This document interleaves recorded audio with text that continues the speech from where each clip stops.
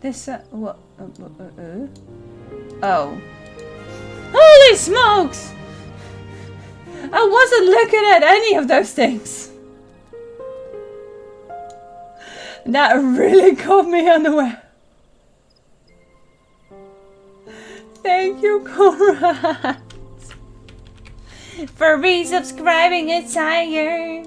I'm wondering how many times I gave 20k points to Conrad now. The button wasn't working, so I think it didn't, but we already know that Conrad has an insane high amount of points. So. Oh, here we got a tiger. Also had a chunky redeem. I really don't like the new system, it's a bit weird. We got 1 focuser, we got 2 focusers, we got 3 focusers, we got 4 focusers, we got 5 focusers, we got 6 focusers, we got 7 focusers, we got 8 focusers. There you go. Yes, because I don't see the... Check him out. Thank you so much for giving a resub to Tiger. Do you enjoy your ad-free viewing and your extra comfy emotes? Yeah. Any other names that I can easily grab onto? Can I? No. Some people have to up their game. 1 Judy, 2 Judy. Pretty sure that Judy is up here. Oh yeah, Judy certainly is up here. There. 1 Jazz, 2 Jazz, 3 Jazz, 4 Jazz, 5 Jazz. I am very much just enjoying the music, sorry. This music is just making me live so much. So happy with this music. 1 Crowley, 2 Crowley, 3 Crowley, 4 Crowley. But Crowley I have to look up. Here, that's what I mean.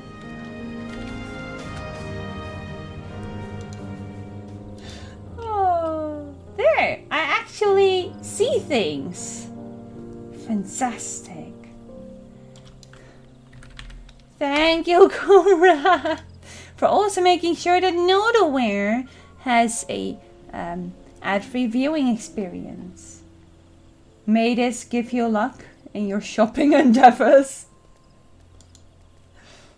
Where's Annie? Mercury. After Mercury, I'm done doing these ones. No, I made a typo. There. Okay, now I can actually see what's happening without having to swap screens or anything. Nice! Cool, okay. Also, I got to enjoy this music a little bit. I just love to scare you. It's just a late birthday gift. Thank you. Yeah, I was not paying attention to or to anything else than just the rewards list. But let's go to the new zone. I have been keeping up with my side quest and all. I am mostly up to date. There's just only one quest that just does not tell you what to do. It's just like, here, it's a puzzle. That's the only one I didn't do yet. Oh right, and we get this music. I did do the few side quests that we had here, but I've not been doing any more exploration or anything, so... Ow! Ow! Okay, maybe microphone is too close. I've been bumping into it every other second, which is a little frustrating.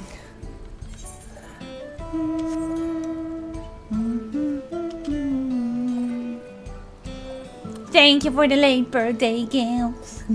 Wait, I'm on my dancer. What class do we want today? I'm not gonna take my dancer MSQing. No. That's not the case. Just anything that's 89.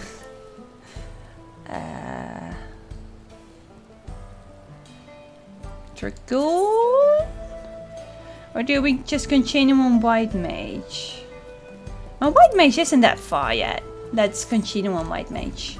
I think we were doing White Mage last time too.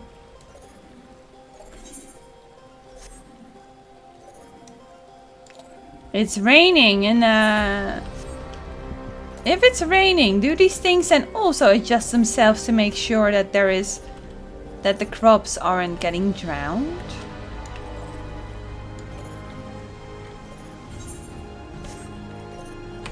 I am so very curious about this zone and everything.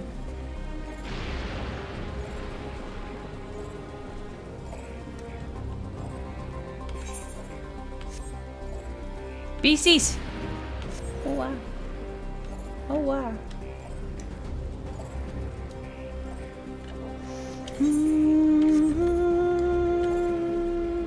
Oh, it's very well hidden. Behind the shadows.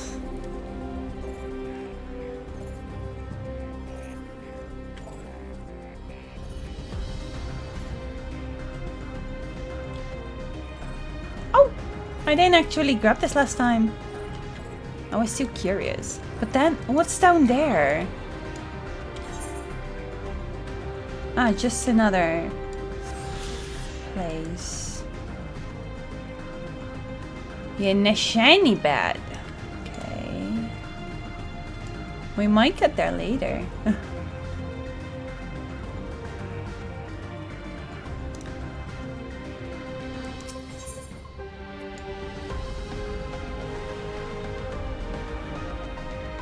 It's such you're not sure if it's good or bad, but it's like an adventurous music. I do feel it's a tiny bit loud. Is it loud for you? Loud is, oh right, this cringe music. Yeah, about that. If you were in here last time, if this wasn't spoilers enough for you already, I'm gonna tell you where we are.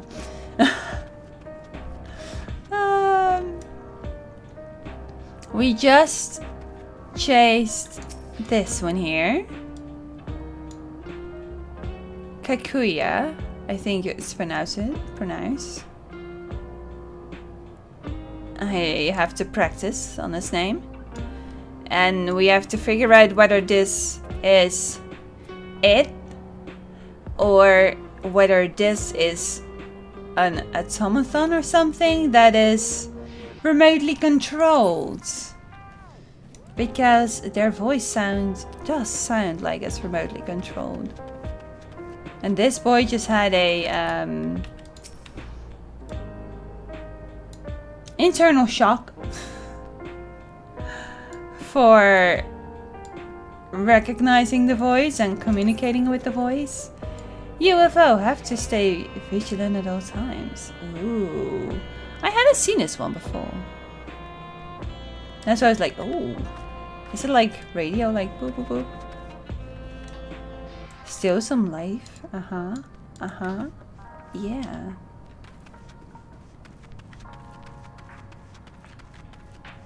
Well, if people are in here by now, then they can always watch the VOD. Because I do safety VODs.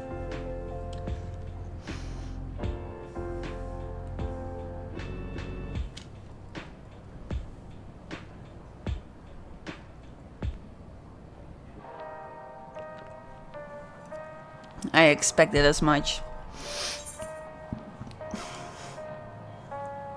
I can understand that you are conflicted. Do we have R's? Ariazone. Ariazone. Yes. That's such a weird one to practice it on. Sorry.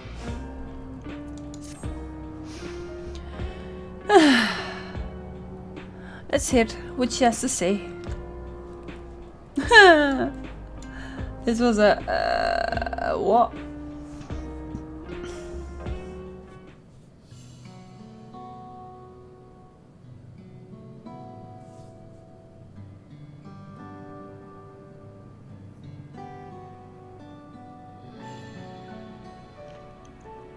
Okay, so high fives. It's so wonderful to meet you all. Something, something.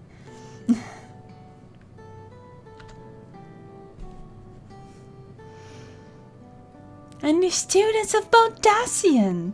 It's been a while since I heard that name. Wait, it's I think it's a tiny bit more western, isn't it?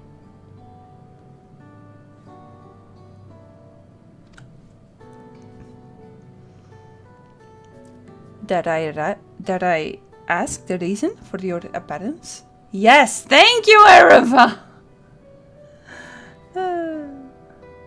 Wait, I've been noticing that I call him Aaronville was Aaronville. And I am now so mad at myself that I keep on saying that. It's Aaronville.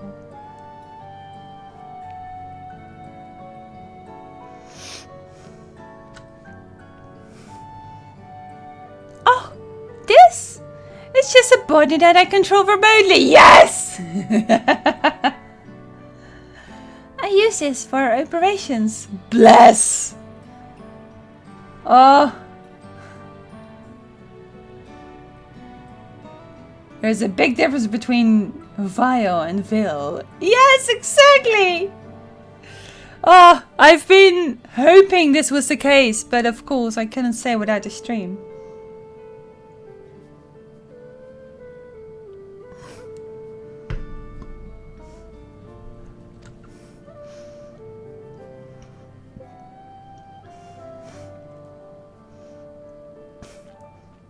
The resistance! We're members of a resistance organization. Oblivion, we call ourselves. And our goal is to thwart Saraja's ambitions for conquest. Nice! So you are trying to block him from attacking Tiliolal. Really? As in, also pronounced Phil? Or... I'm curious. Think about Cruella de Vil. I guess.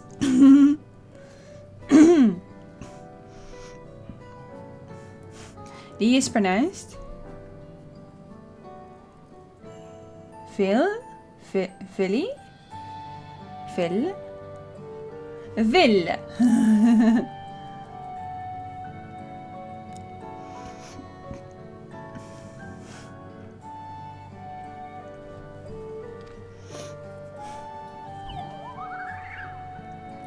As the leader, it's prudent that I remain where I can be easily found.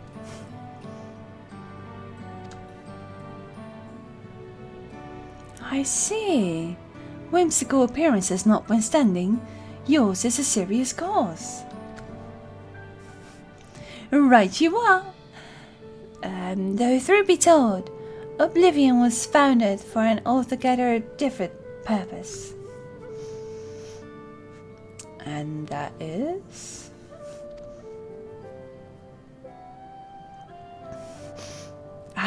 as I expected, you've already noticed. Everything you see within this dome, the buildings, the people, the very earth beneath our feet, is a fusion of two worlds.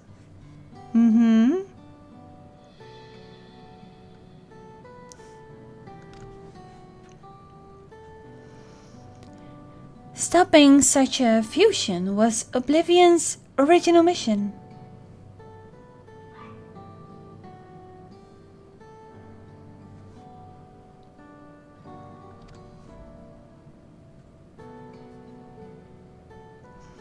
Then, does that mean you know who or what is responsible for it? I'm afraid not. This was a long time ago, and our mission statement has become more of a legend that's passed down to members. By the time we joined, our sole objective was stopping Zeralja.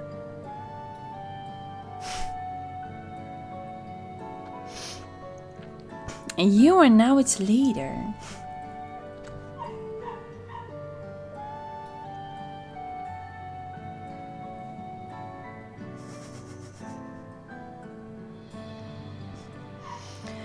But we failed to do that.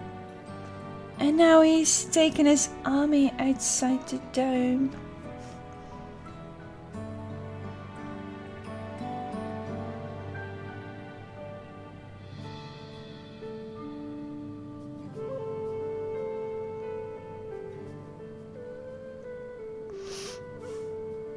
None of you wear those strange devices on your head. Does it have something to do with your work? Good questions. Go.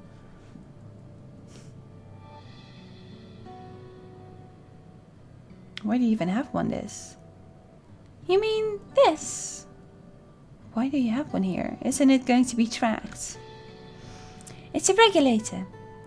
The pinnacle of electrobe technology. And that we don't wear it is indeed related to our operations. What exactly does it do? Allow me to explain. Regulators have two primary functions. The first, as the name suggests, is the regulation of the world's reserve of souls. Should they die, the regulator expends a soul to bring them back to life.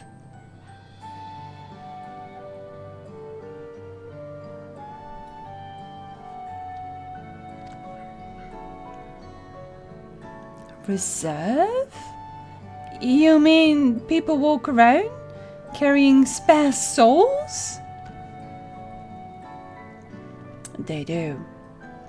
Souls are packed in cells, and they can be used to replenish the life force that is lost due to sudden death, such as in accidents. They do nothing for those who die of old age, though.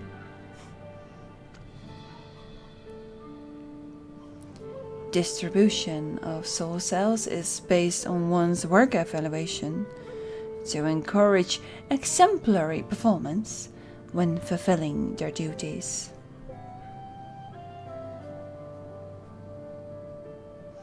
Souls as a common resource and payment for service rendered.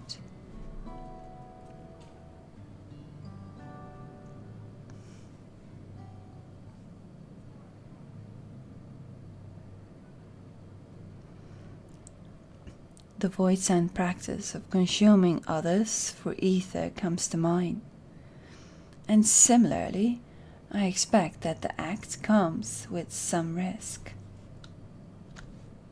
I don't have the Gra voice today.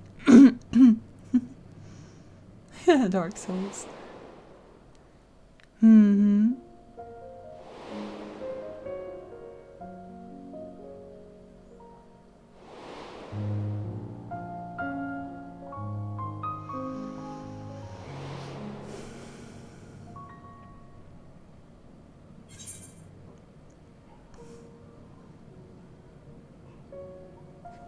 Yeah, wouldn't the conscience of others corrupt your own?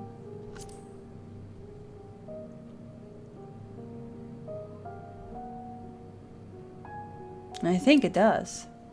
As you could have seen with Saraja. That is prevented through memory management, a process in which regulators also play a role. Memory management? Then the reason everyone has forgotten Namika's existence?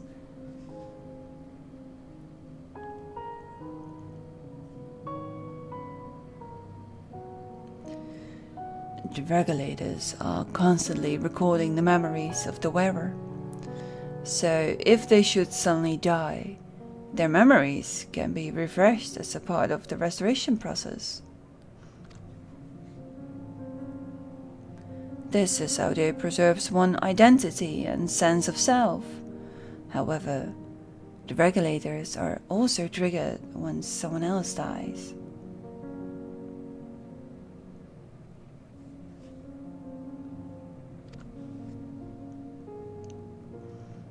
Reason being is that regulators forcibly extract memories relating to the disease from anyone wearing one.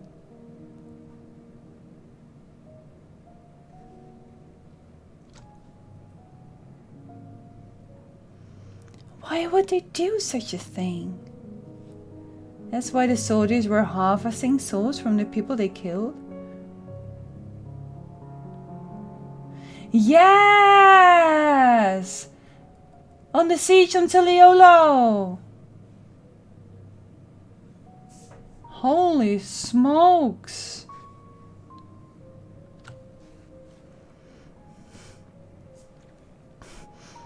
It's a kindness bestowed upon the people by Everkeep's core system, so that no one has to suffer the pain of loss.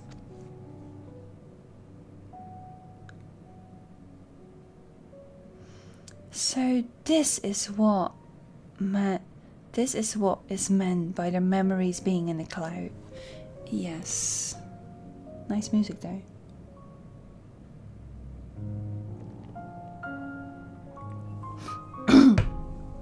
I still have a tiny bit of a grovelly voice. Can't really do everything.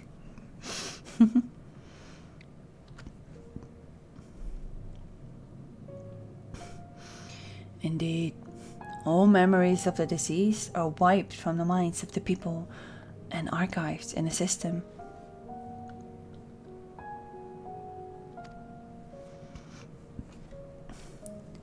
It's a frightening function of the regulators and an integral step in soul cell production.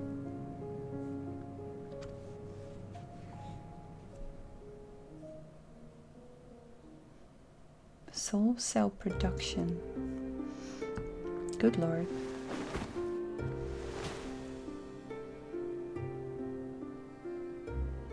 You see, when a person dies of natural causes, their soul is temporarily housed within the regulator.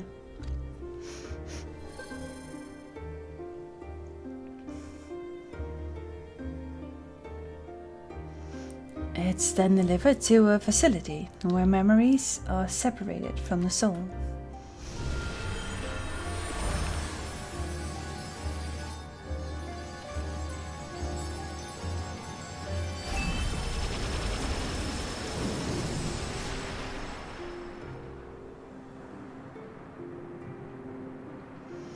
The result is a fresh soul cell, free of impurities, ready for distribution and consumption.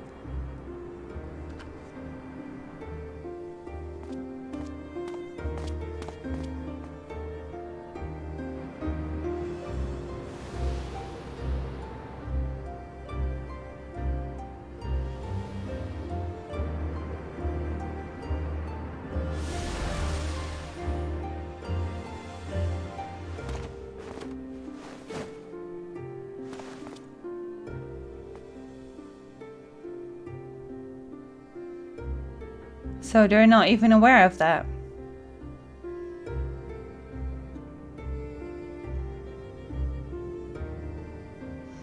Meanwhile, the memories are stored in the core system to be remembered forever.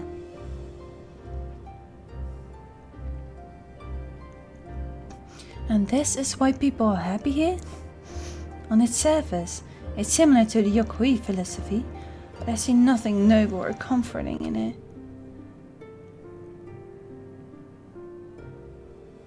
Well, it doesn't seem so terrible to me personally. All comes down to what you're used to, I suppose. Like the barrier encasing Alexandria. This system was created to overcome the calamity that transformed the world hundreds of years ago.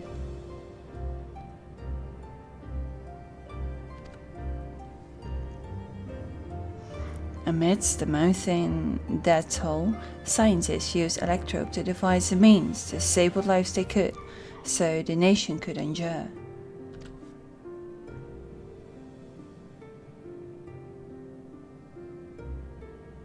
I understand the people of Alexandria did what they believed was best to save their people. I just find it hard to believe the Trali would also accept this way of living.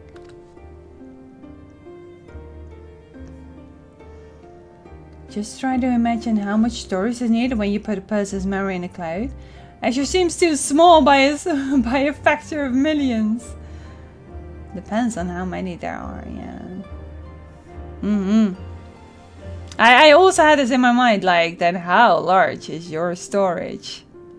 But I mean, some other things are also doing this ridiculous amount of harvesting of data.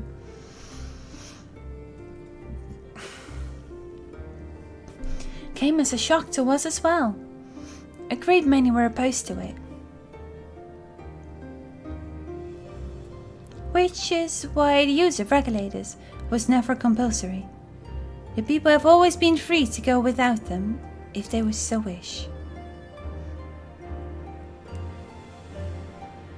Sveen didn't strike me as the sort of ruler to impose her will on others. Ah, so you've already met? Those two are certainly working together. She was probably her first means of savings.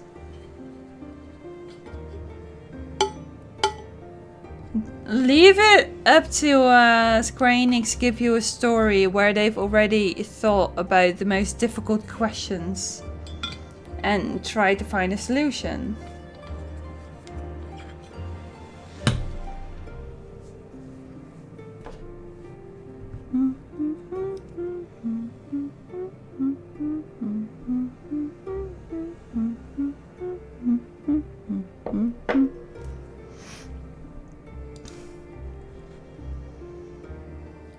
She's the one who suggested we come to the Thunder Yachts in the first place. She said she wants to help us stop Soralja.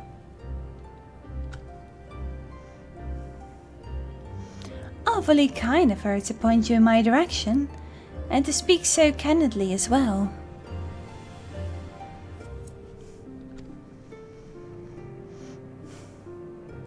Whatever her motives, she has given the people a choice. Live with the risk of true death, or the security of the regulators.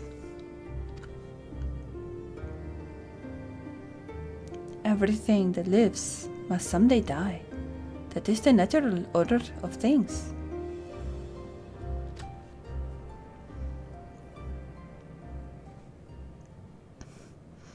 Quite right. But however you feel about them, it would be easier to understand what the regulators are capable of if you saw it for yourself. I know just the person to show you, and as luck would have it, they should be starting work right about now. Who are we going to see exactly? Come with me, and you'll find out.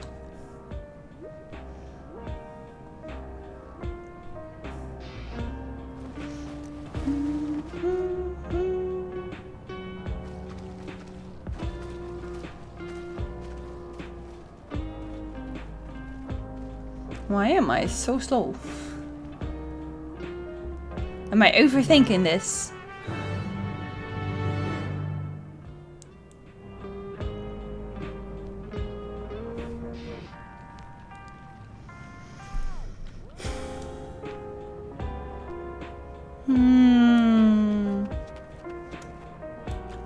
Strange. But as expected from these story writers. Take care not to get struck by lightning out there. One fellow reckoned you could dodge them by jumping back the instant there's a flash. But that's crazy if you ask me. Yeah, no.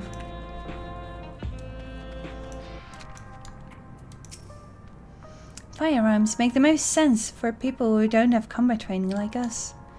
That's why we salvage as many as we can from the mechanical soldiers and convert them for our use.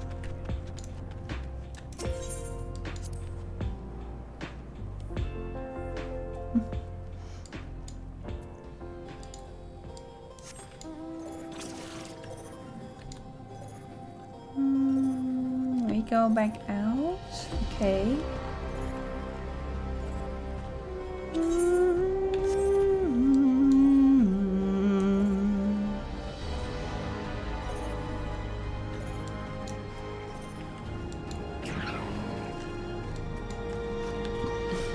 What are we all thinking on this?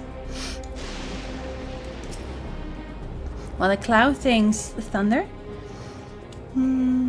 So those regulators are to blame for everyone forgetting Namika? For forgetting what a wonderful person she was? It's all stored in the cloud now. Wait to see how the regulators work? How? I'm sorry, but I just can't accept the idea of using souls as a resource. To alter the memories of the populace with such precision is no small feat. What does she intend to show us? Everyone here? Good.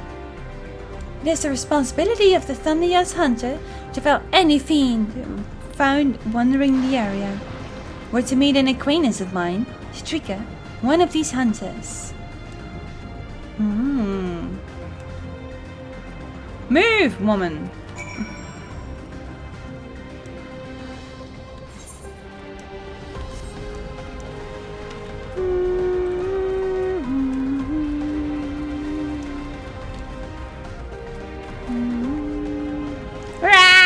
How dare! Oh, wrong button. Random new area.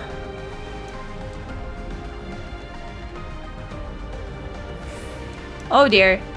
A defective sentry. Just look at this. They're just living next to that.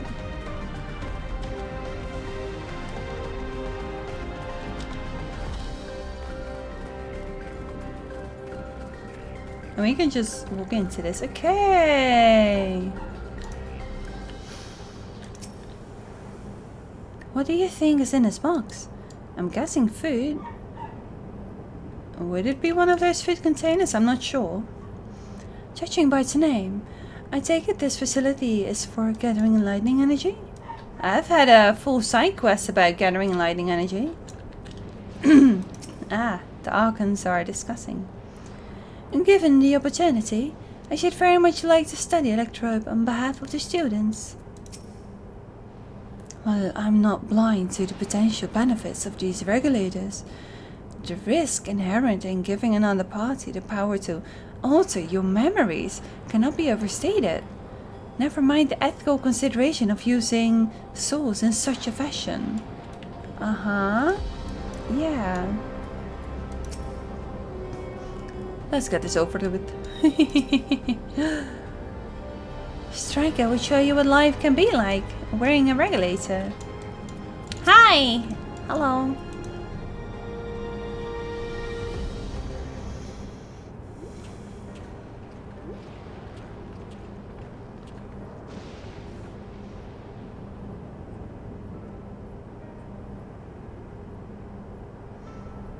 Kakuya? What are you doing here? And with so many friends? Apologies for the interruption, but I was hoping they might observe you at work. Hunting, you mean? And that's fine, I guess? Hold on. I assumed they were wearing special regulators like Queen Spheen's crown.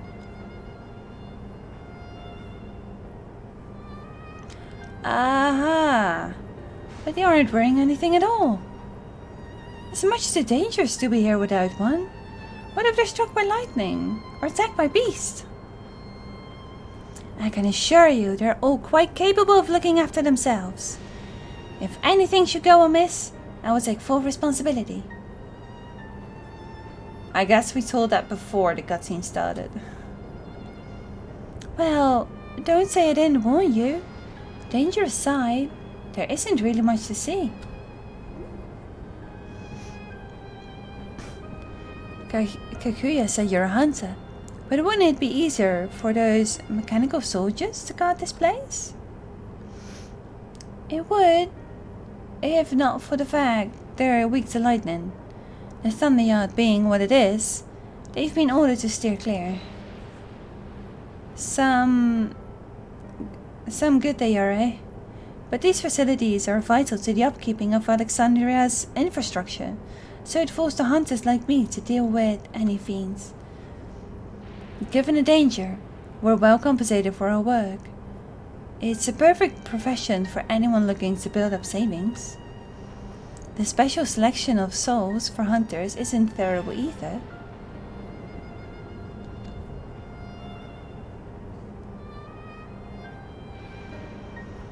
I brought this law here to see this danger you speak of, if it's not too much trouble to ask. Ah, of course. In which case, it'd be a shame to waste my efforts on just any old beast. You can all handle yourselves in a fight, right? If you cause a ruckus slaying what critters you see nearby, there's a chance you'll draw out something worthy of a demonstration.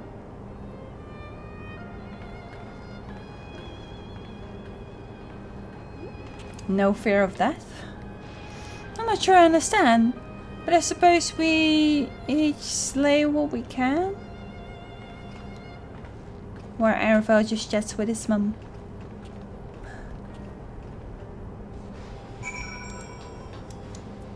Just trying to think of, I'm afraid I must leave the fighting to you. My fuzzy little bunboi was never any good at fighting. And this body of mine isn't suited with either. We leave this work in your capable hands.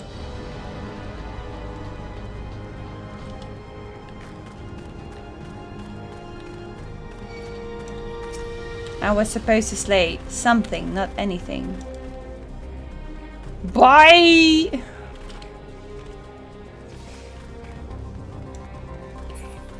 Healer's not feeling like attacking unnecessary things.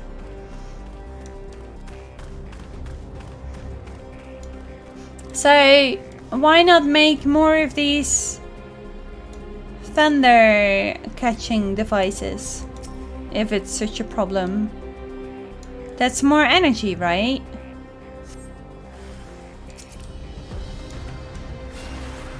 Hello.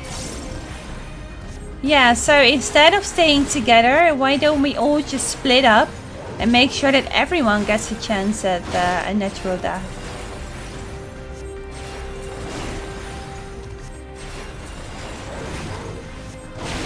Okay, this beastie isn't really that powerful.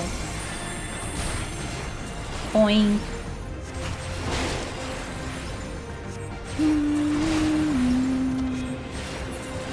Bonk. No! It's boy! Ooh, wow! Okay, fine.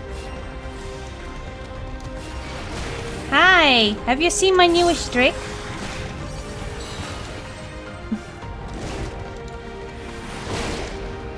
Am I attracting more things than necessary? Maybe. Is it doing any good damage? Hardly.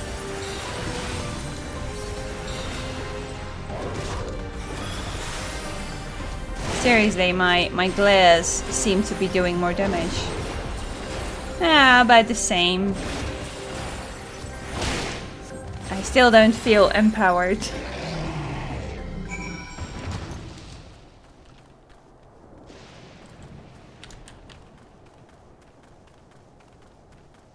Who this? Oh, there's more.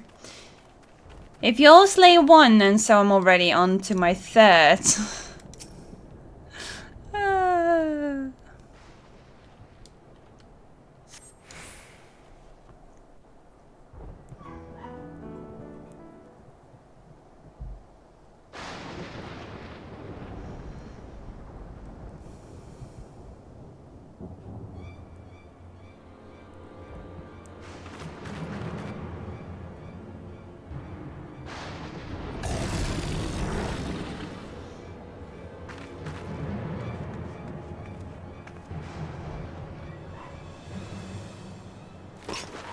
This one will do nicely.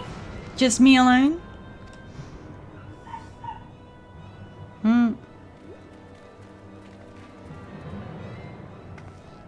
We'll help you. Nah. It's fine, really. I've faced worse. Just watch. You're just going to sacrifice a soul after this?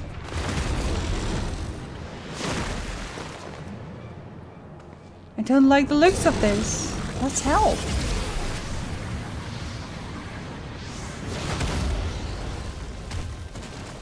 Bloom.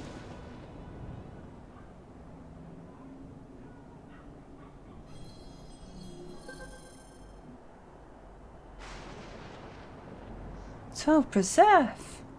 It's fine. She needs healing. Don't get close.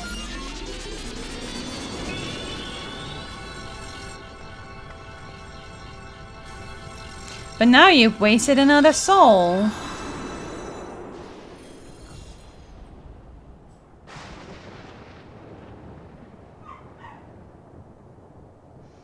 And your target still isn't down.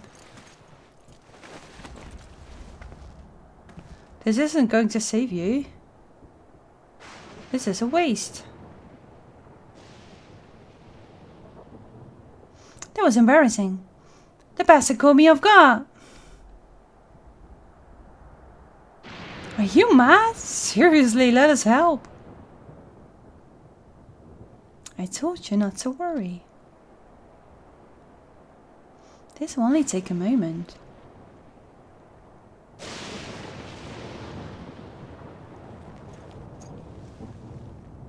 Monk?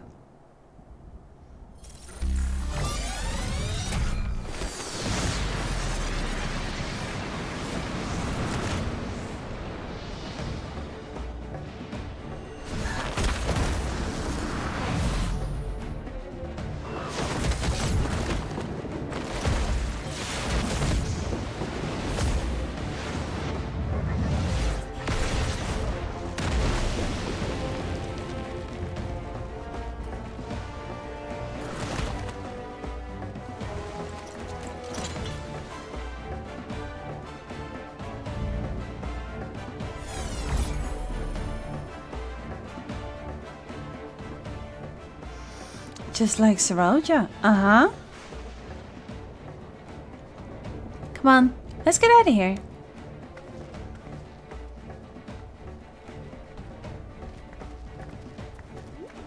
But where do you get that from? That's also a function of the regulator?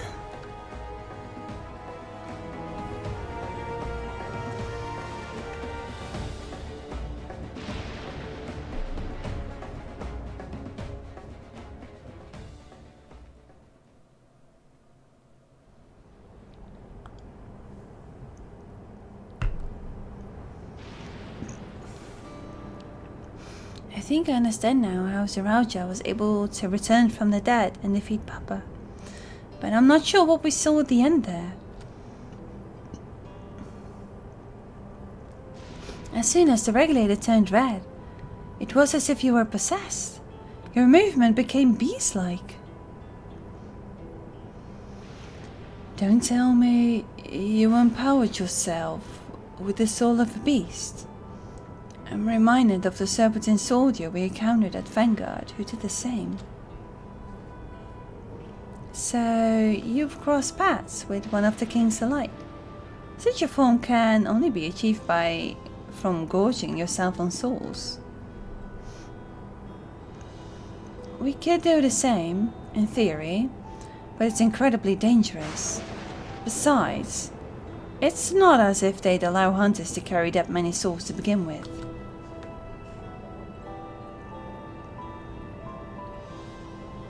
Well, I should be getting back to work.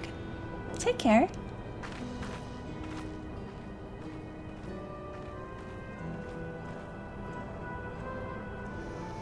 And there you have it.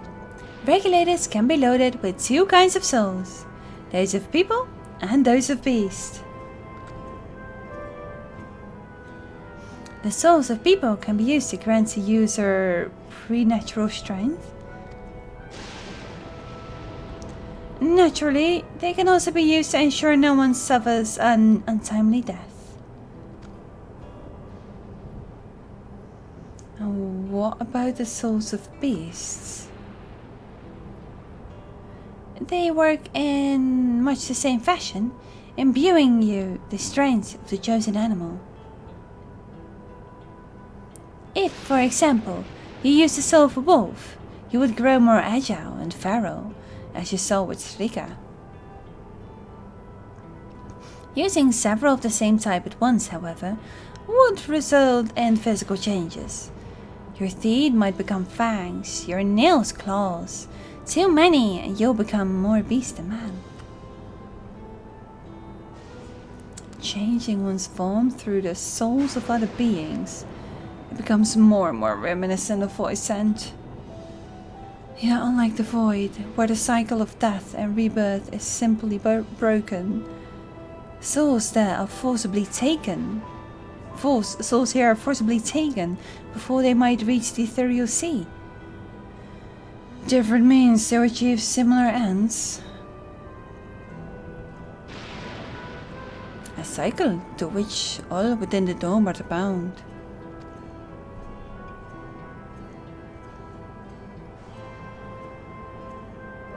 This is wrong. This is all wrong. It is indeed hard to accept, being so far removed from our own beliefs. Perhaps more shocking is that the technology to achieve all this was developed hundreds of years ago. The civilization and the reflections are surprising indeed.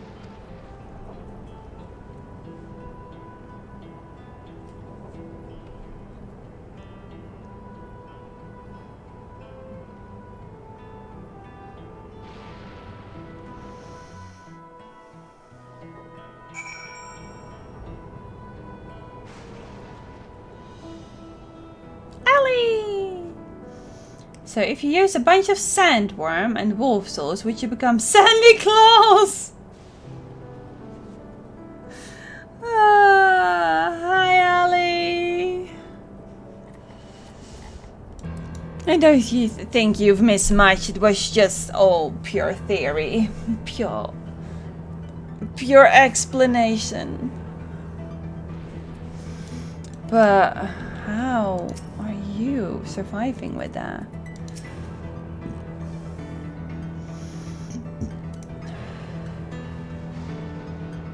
Oh, I'm getting new side quest. When Emmett Selk spoke of surprising civilizations. Yeah, I think the music is a tiny bit loud, isn't it? Can you hear me over the music well enough? I think you probably can, but... Good!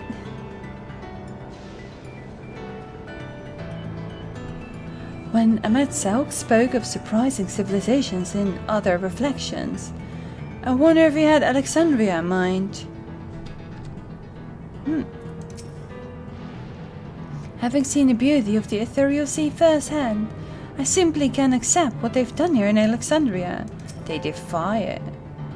I understand it's part of their culture, but it's no less concerning. Yep. I've never seen it for myself, but it's said that if a beast's soul is potent enough, a single soul is enough to induce a monstrous transformation. Oh, so that's how we get our next enemies. Sphinx speaks of lived experiences that suggest she's far older than she appears. Considering the power of these regulators, perhaps it's not so far-fetched. But apparently she has a crown that does this. So she might have like the top tier of everything, because she does look very young and she is talking like she has seen this for ages. Not going to give up her kingdom.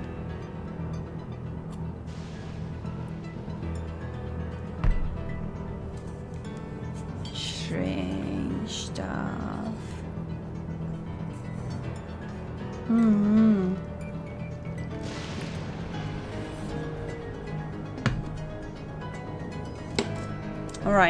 Alright. That told me much more, but... Well, we all have our thoughts on souls. For now, the important thing is we know what powers Zaraja has at his disposal. He's got the strongest of creatures, of course. It is one thing to separate corporeal ether from incorporeal ether, but to strip memories from the soul entirely is unprecedented technology. This is no longer only Thaliolo's concern.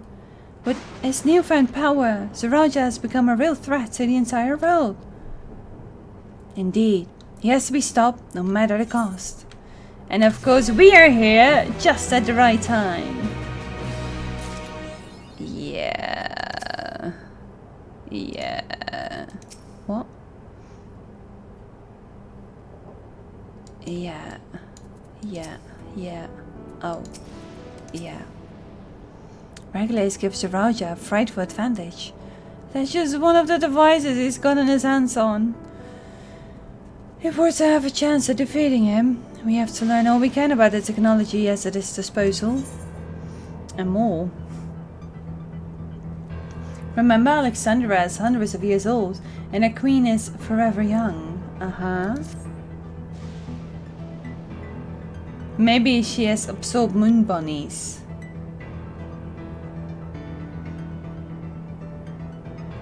Okay, maybe not the loperids, but something that gives light. I trust you've gained an insight into the use of the souls of Alexandria. It's shocking, I know. I was overwhelmed myself at first. I expect you'll need some time to digest it all. But for now, let's head back to Earth and Sky. At this rate...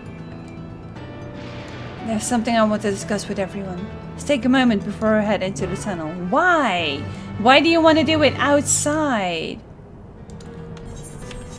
I don't see why you would want to keep it outside. I think that's a bad idea, Buklamat, as your primary advisor. I think that's a bad idea.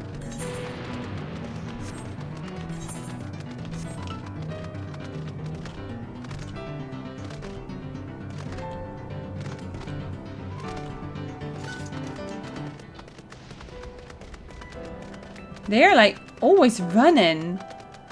What did he just... That looks so weird.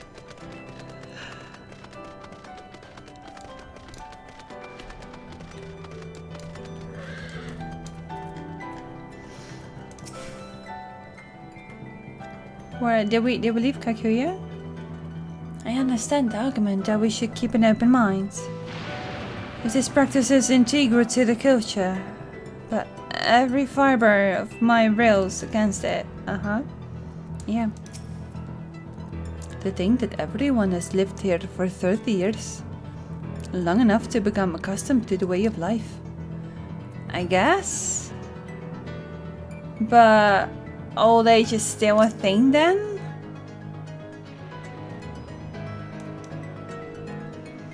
What does Lamati wish to discover?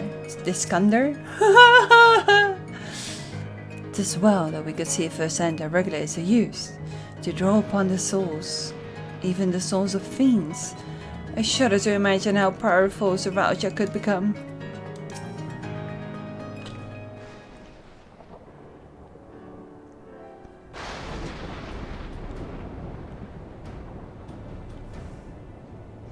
I'm sorry for delaying us, but I have some thoughts I need to share. In both technology and values, it's plain there's a wide gulf between Teliolo and Alexandria. And while Sarauja knows everything about us, we know hardly anything about what he's become. Indeed, we haven't even seen what lies within that enormous power, FFXIV. So, here I'd like to make a proposal. That is, we work with Kikuya and her people. We need to learn as much as we can about the enemy. The quickest way would be to join hands with Oblivion. We've only just met them, I know, and we shouldn't be too quick to trust, but the fact remains, they share a desire to stop Sarauja. Sven too claims to be at odds with the King of Resolve. May I ask why you would cooperate with Oblivion instead? It's simple, really. That their leader is Emeraldville's mother.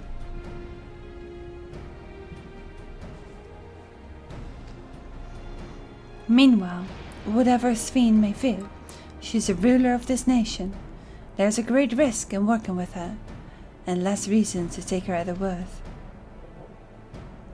A fair point, and knowing Sarauja, We must assume that this arrangement with Svein was not made without some consideration. My voice is a little bit dead from yesterday. All I know is that it would be heartening to have allies in this strange realm. I think everyone would agree that any help we can get would be welcome.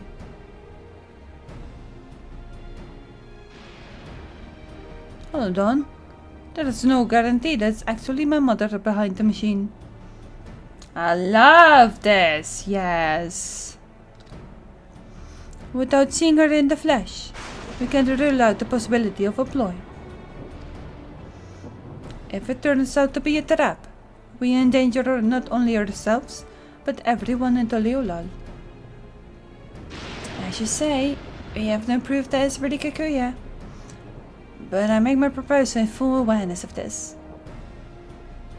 Whether we're going to war or striving for peace, we need to learn as much as we can. Otherwise, we can't hope to do anything meaningful. As it stands, we know too little about this realm. We need to remedy that. We need to study the enemy, and when the time comes, strike down Zaraja for good and all. What's more, I trust you, Erenville.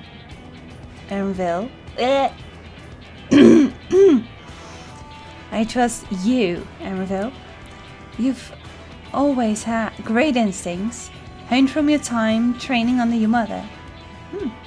Does that mean that the enemy, or our enemy, is automatically our friend?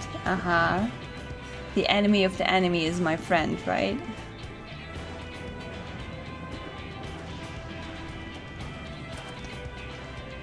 What if I'm wrong? What if sentiment is clouding my judgment? I love how it's just... I'm sorry, I'm just having a moment again.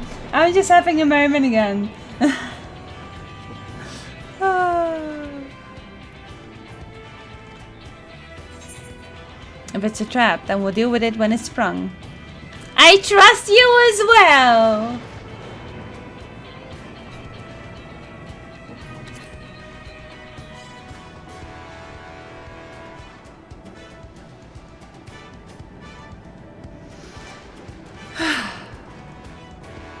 That's always the way of it with you. Are you telling me off?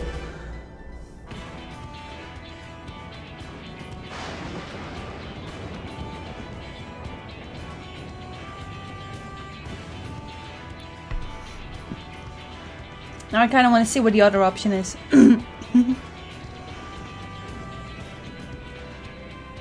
Fine. If you're set on this, then I'll say no more.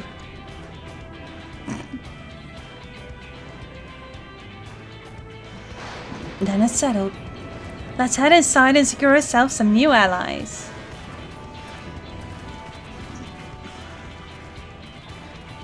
Did anyone do the other one? Asking for a fangirl.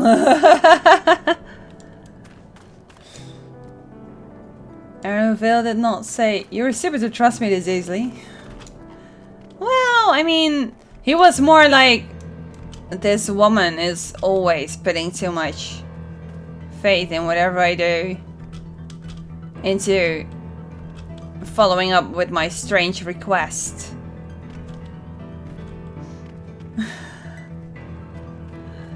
I gotta cash some things. You can help me cash them.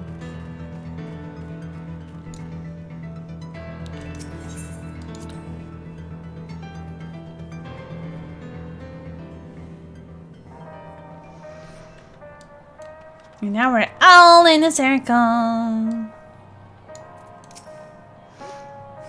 I agree with Buklabat. It's a gamble regardless of whether or not we choose to work with people here. And more knowledge is better than less. And now you're just saying it while we're here. Well, I'm all for dealing with Saraja. We need to consider how our actions may affect ordinary Alexandrians. They're not the enemy after all. They are consuming souls. Are they not our enemy? The vow of resolve is possessed of conviction and flexibility both. If the tales are true, She learned much in the course of the rite of succession.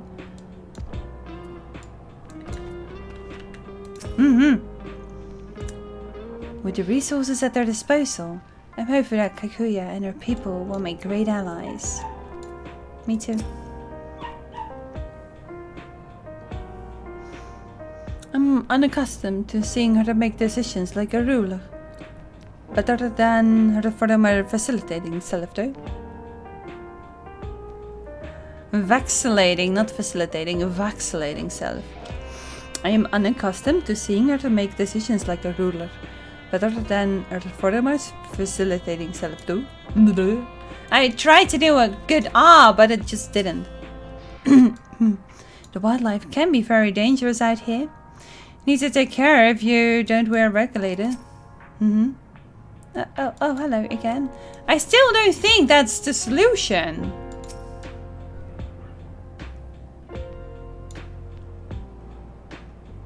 It doesn't seem like the regulator will actually save you from mortal wounds. That's not been explained. You understand how regulators work now, I trust? It's one of those things that's best seen in action. Mostly.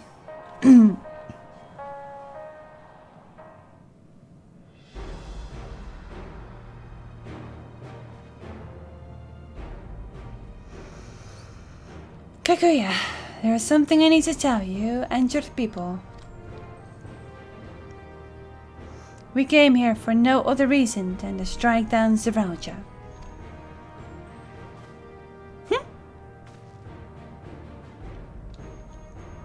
But I thought he was your brother. Do you really mean to kill your own kin? My kin invaded our nation and murdered our people. As vow resolve, it falls to me to bring him to account. I am prepared to do what I must, and I won't hesitate when the time comes. Like us, you and Yule oppose Zeralja. In light of this, I propose that we work together to stop him once and for all.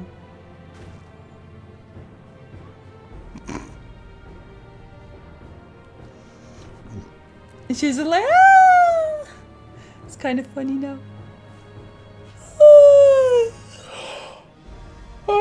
Sorry. It's been a long day already. I realize that it is sudden, but it's a gamble to trust someone you've only just met. But I would trust in the conviction of anyone who shares my goal. So fight with me, I beg you.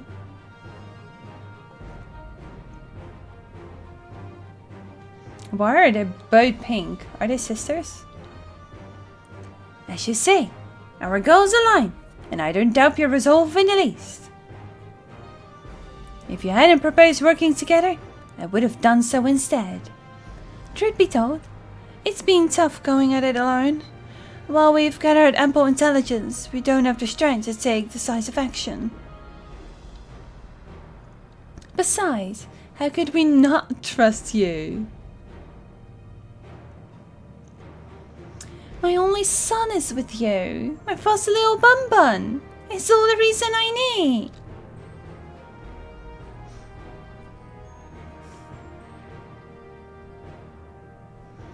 Then it's decided. Here's to a fruitful collaboration.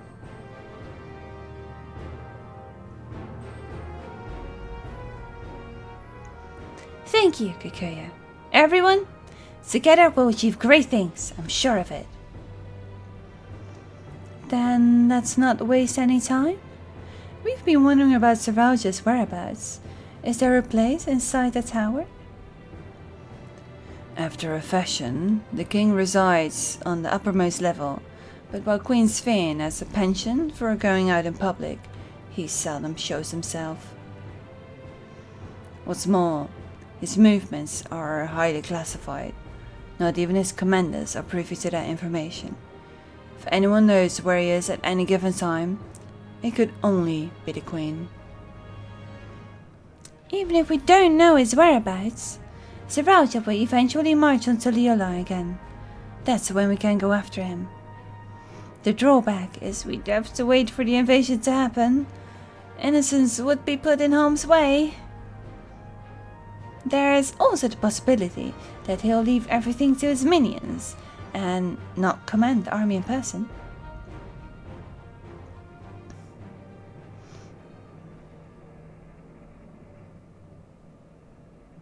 No, he'll take the field.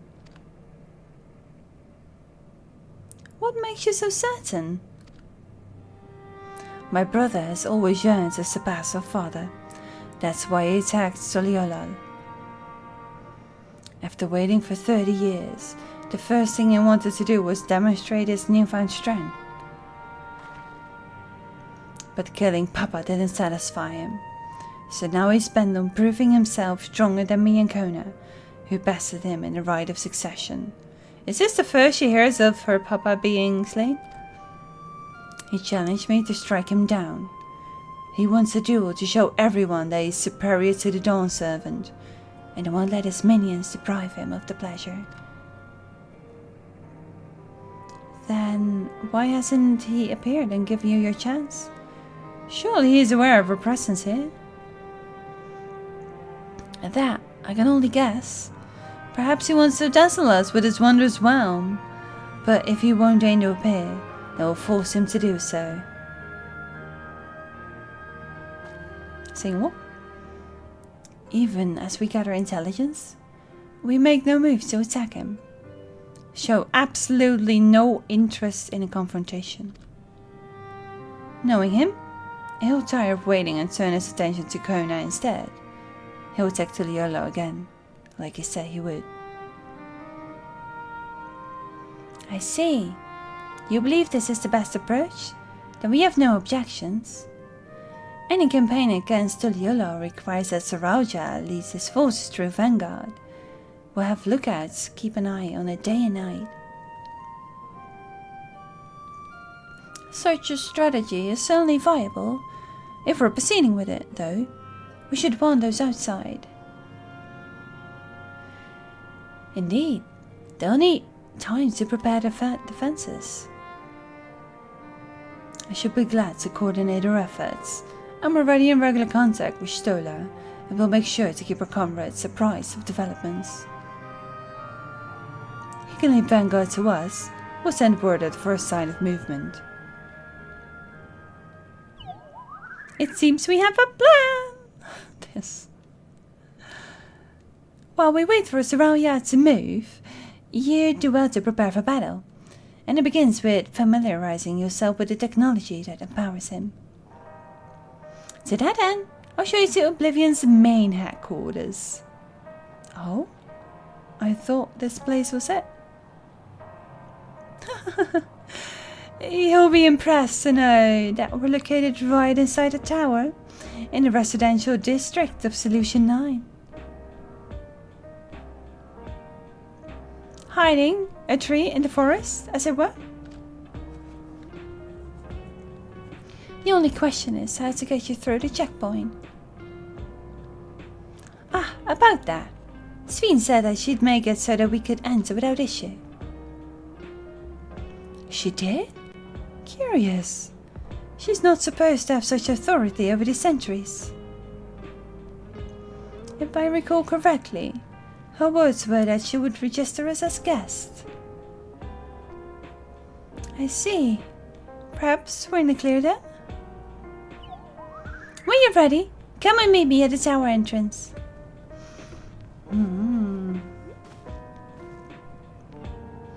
Before you head out, give us a moment to introduce ourselves properly, eh? After all, names are good to know when working together.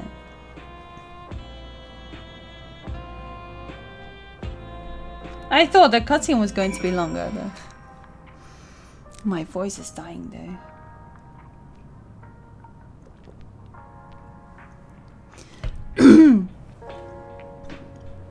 If today's goal is that we're unlocking Solution 9, then I'm happy with it.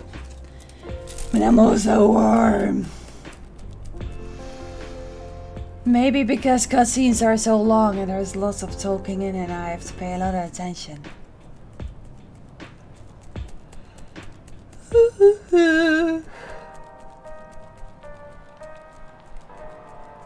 The fussy little bun bun. Is he hiding in the corner? Yes. And for some reason didn't see him. I think it's because he was behind Wuglama.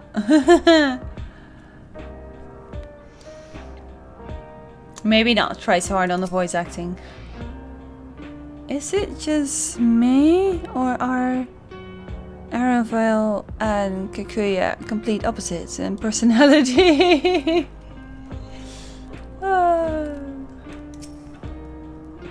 Between making new friends and entering the tower, can't help but feel a little excited. You're excited, okay. The intelligence that Kashua and her people possess will be very useful to our efforts.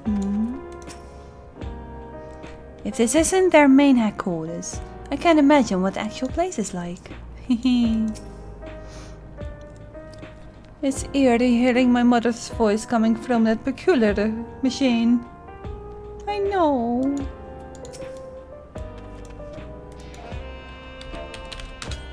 Here. We'll deal with this together. We got this.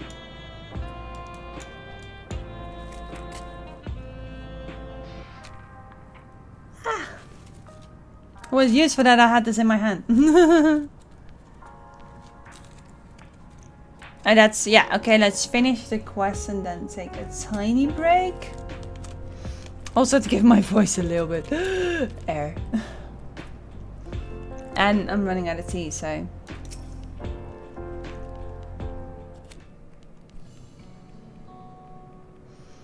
While Oblivion has operatives all over, we're the main crew here. I'm Joe, the leader of this hideout. I like his hair, it's nice. And the dependable young twins behind me are Nostalgia and Wayakwe.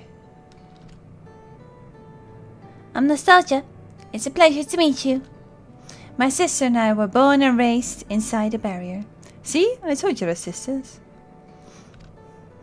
We've been with Oblivions for 3 years, and our main duties are surveillance and provisioning. Twins, eh? That explains the resemblance. Wayakwe is at Donawatan name, unless I'm mistaken. That's right. Our mother is Teleolan and her father is Alexandrian. They wanted to honor both their cultures. They're beautiful names. Thank you. Though I have no memories of my mother, I like to think I carry a part of her with me. So, what made you decide to join Oblivion?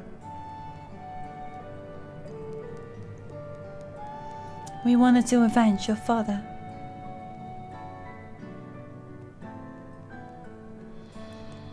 Ambrose was his name, and years ago, he was taken away after a scuffle with a soldier over disagreement. It was a minor incident, so at first we clung to the hope that he'd be released. But when months went by with no word from or about him, we made the decision to remove our regulators. You can't just remove that. We had already lost the memories of our mother. We didn't want to lose those of our father as well. They've all forgotten about him now. Everyone who had known him. That bastard! Even he thinks nothing of his own people. Sometime later, we were approached by a member of Oblivion. Hoping to get justice for her father, we joined the Order. I'm sorry, I didn't mean to darken the mood. No, I appreciate you sharing. Together, we'll avenge your father. Thank you. Something tells me you have what it takes. You introduce yourself too? Go on. It's pretty much the same story for me. And well, mine is to know it's a name. I haven't the faintest things. how things are outside the barrier. It's my dream to go and see it with my own eyes. Our mother's homeland. Once peace is restored, you must come and visit. The wilds are beautiful, the food delicious, and everyone's so nice. You'll love it. And that's us here. You'll meet others in the back room. That's our headquarters. Some of them are a little eccentric, but they have good hearts. Oh. Ah, Ellen Espia. One last thing.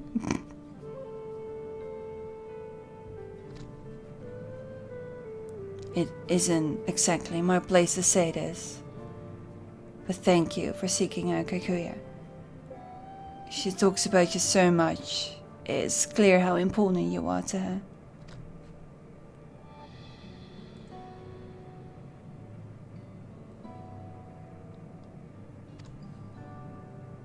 That's all. Because to your mother, why you still can, eh?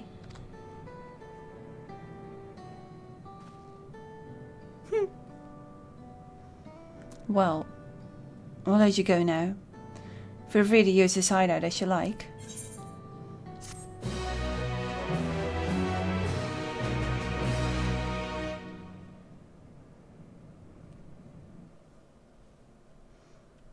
I was expecting a cutscene. I just wasn't sure. Meanwhile, in Everkeep.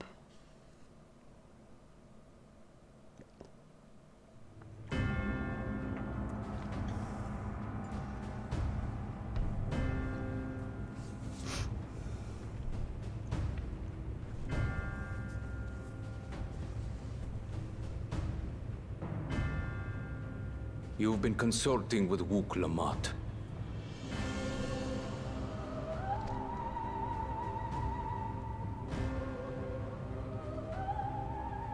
No matter. I do not know what you are scheming. But when your realm lay on the brink, you were powerless. You had no choice but to turn to me. Whatever sentiment you may feel for her, it is my power you require, is it not?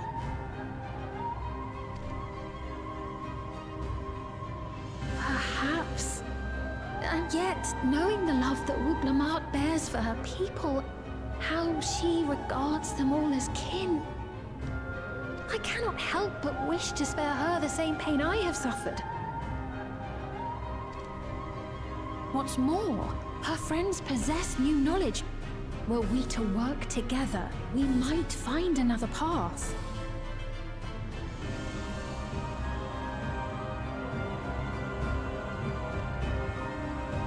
I know you're loath to consider it, but is there no hope for peace with Tuliolo?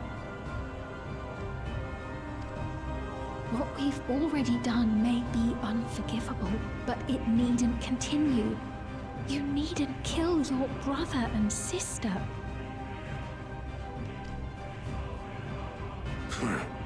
I slew my only flesh and blood. Yet you attempt to sway me with an appeal to family.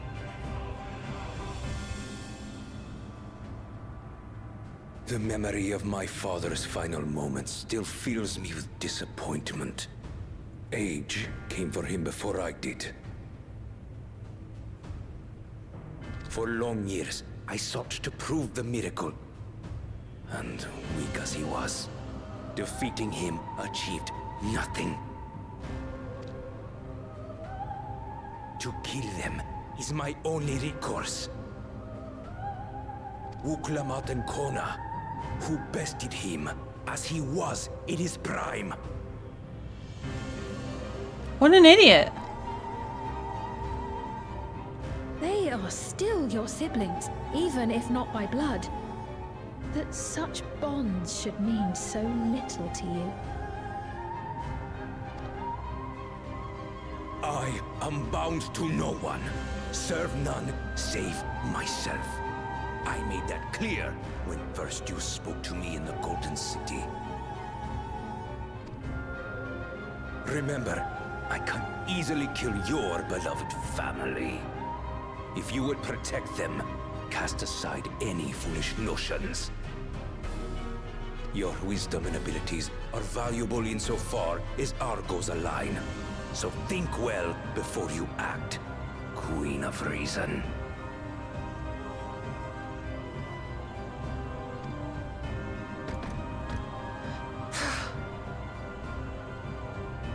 Uklamat, if you are Father's worthy successor, then you will find your way to me.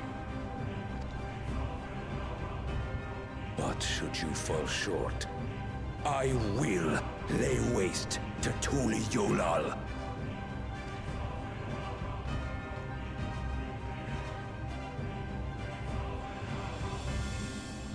What now?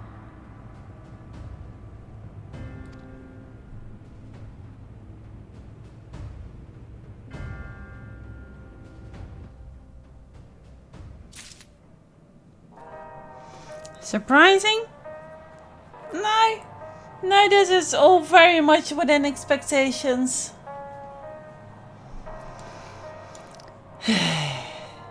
But it was cute of her to try.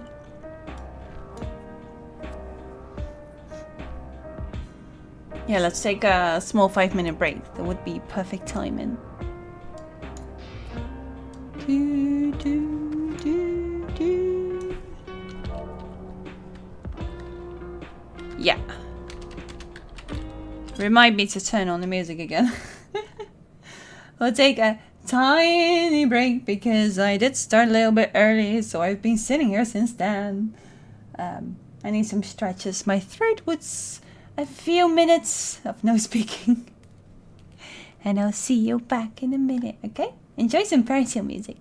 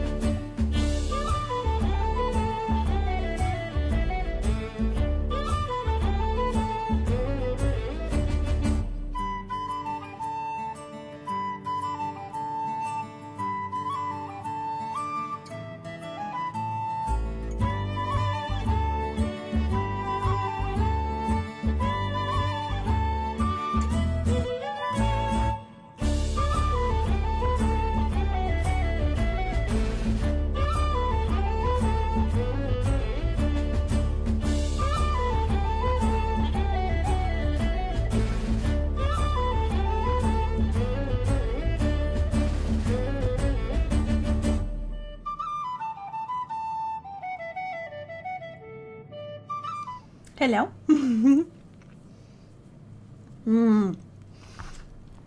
It took about a tiny bit longer. Could have even taken longer. I was consuming a rather nice cookie.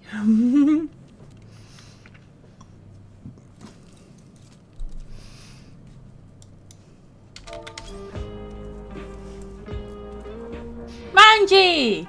Did I see Manji in here earlier today? Hi!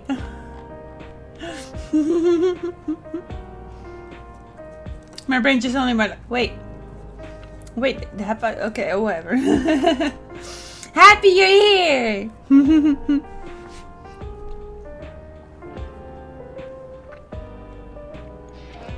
You haven't missed much. Just sorting myself out some lunch. Ooh. Yeah, this was like my my little extra snack. Even though I could also just snack on, you know. Not allowed to show. Too green. Okay, that's hilarious.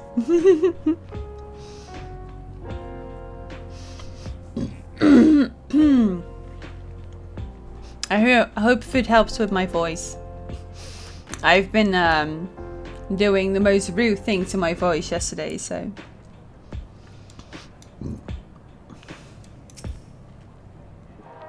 So the voice acting is a little bit on the low today, especially because I now have a very low voice.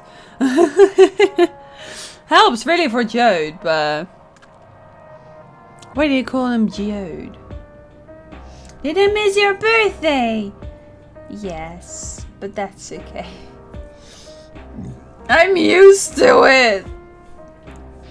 Half of the people misses my birthday. Because it's in the middle of the summer.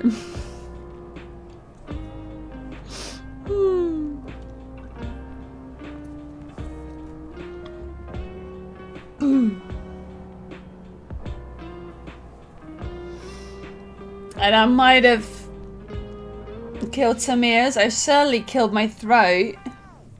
Thank you! What's the second one? A penguin throwing hearts! Hey! Cute!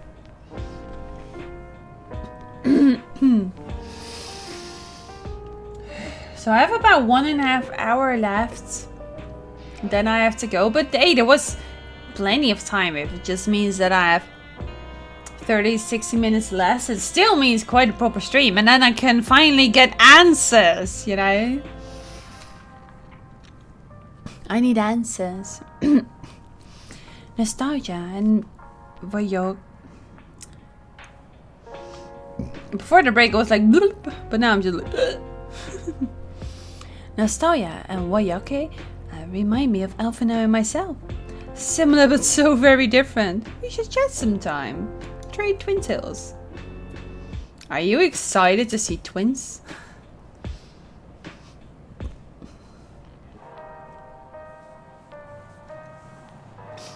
When I mentioned that I needed answers, yes, that's also what I thought about.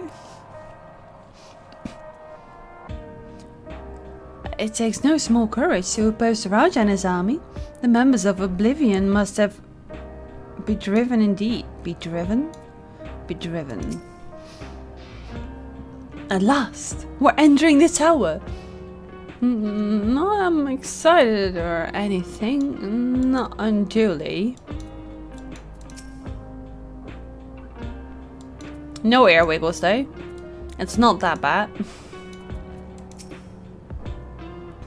They say the sky outside the barrier is truly beautiful. I'd love to see it one day. My sister is something of an introvert, so I take it on myself to watch over her. I noticed this, yes.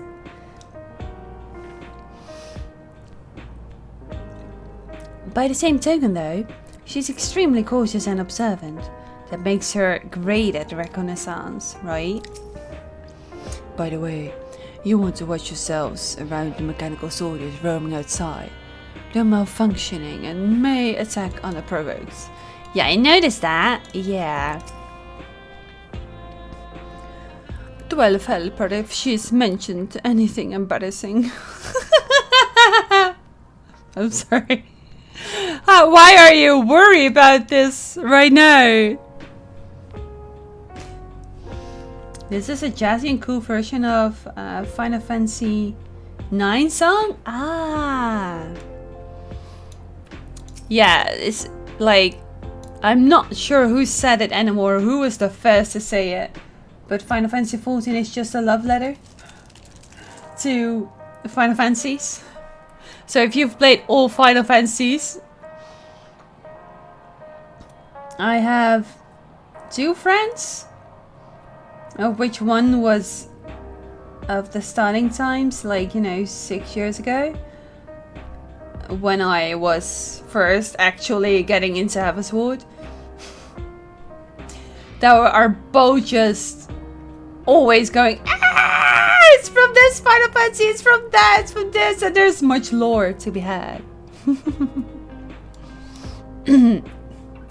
So it's cute. I'm the opposite. I'm playing other Final Fantasies and then I go like, oh my god, we got this at 42!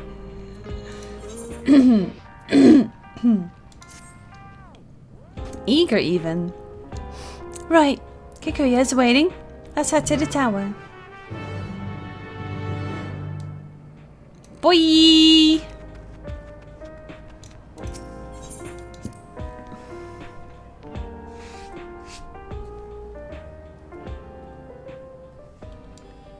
Hello. Look at them! Oh my god!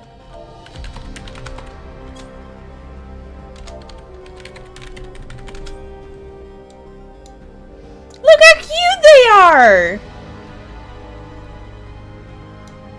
I'm sorry, I guess I'm just geeked out by I have to run away. I shouldn't be making random players feel uncomfortable. Should I send them a tell that I love the character?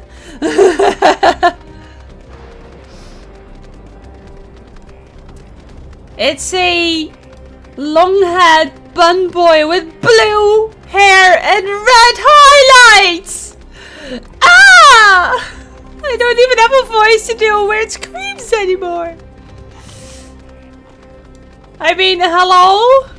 Long blue hair with red highlights? Hello?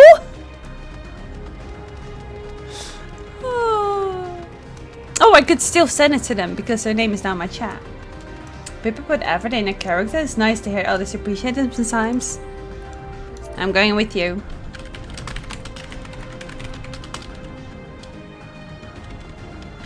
Yay for blue rat. Yay!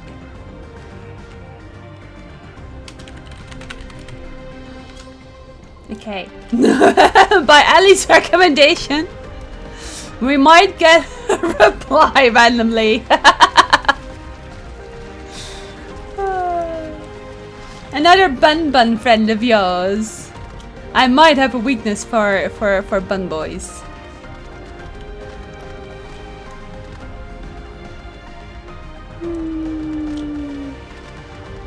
I think I've met at least 2 other people just for having blue and red hair. And they became like friends. Honestly, the very first one led me to Twitch. So if it wasn't for the first person, then I wouldn't have ended up on Twitch. Like the way I did.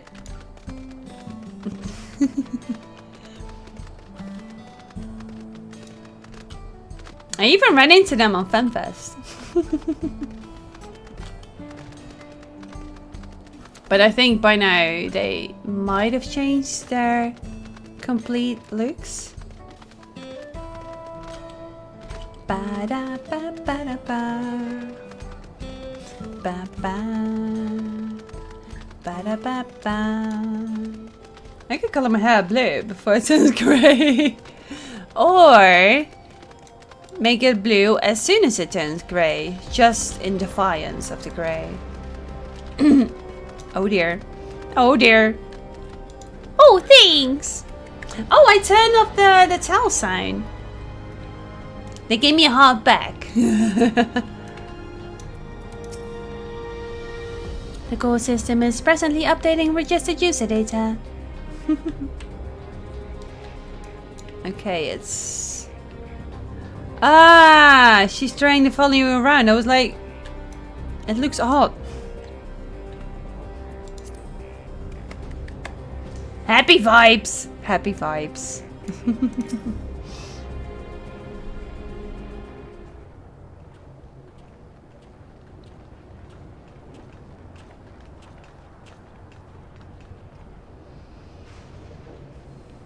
Ah! There you are.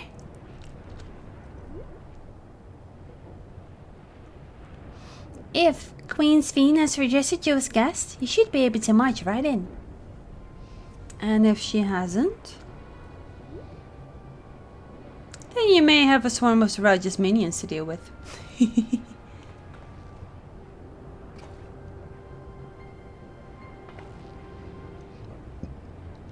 Nothing for it but to see if Sphene has betrayed us, eh?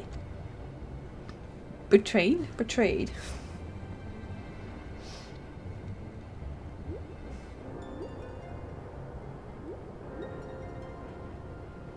Thank you for your diligent service, friends. My companions and I would like to pass, if you'd be so kind. Outrunner guide unit identified, registration number verified. 6 accompanying civilians identified, verifying credentials.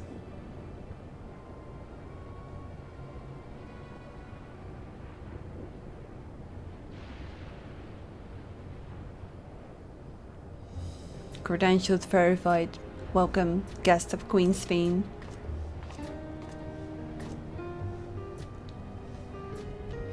What a relief.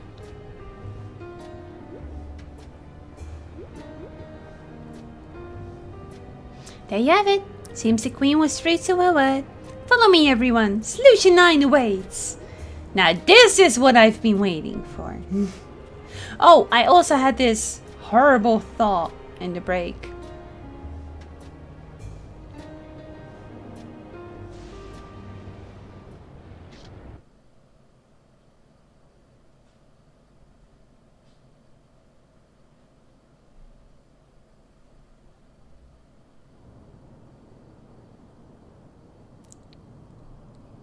I'll tell you later.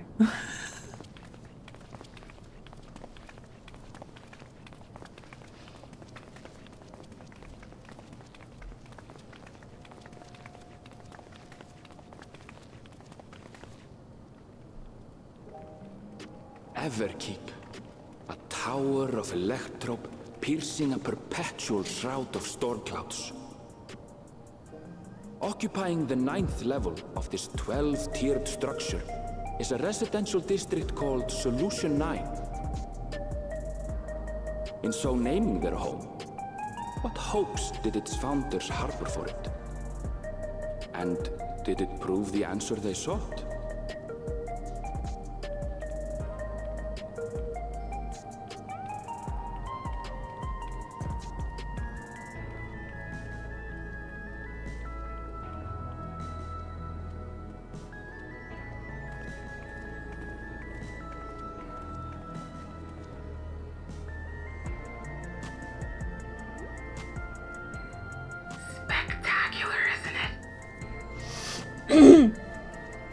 I would almost already forget that she sounds like she's on the distance. Music seems okay. Many people with a thing on their head. There are more districts throughout the tower, including industrial ones, but Solution 9 is the largest. Yeah, absolutely, comrade.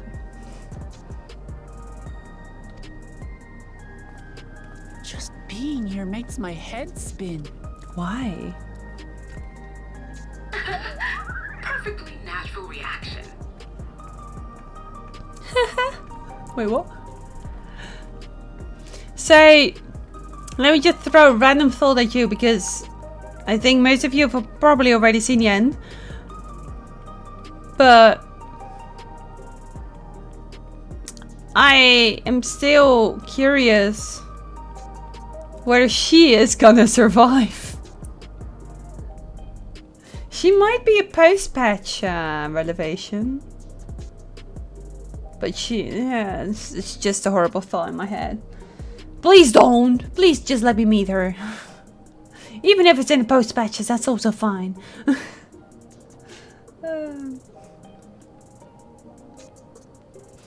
Because you come from a fancy scenery, as this is Final Fantasy. I recently watched a video interview on Ben Starr. And they talked a little bit about the line where they were name dropping.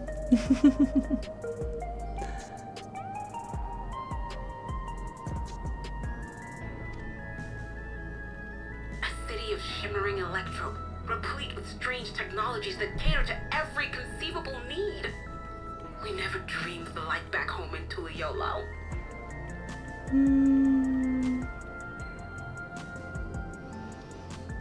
I guess.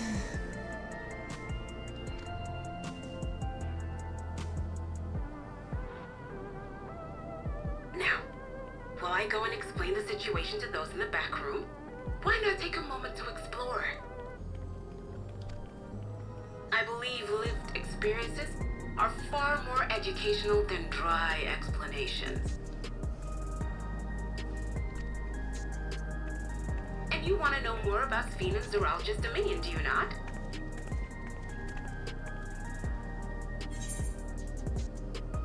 You have me at explore. We do need to better understand who and what we're dealing with here. You have me at explore.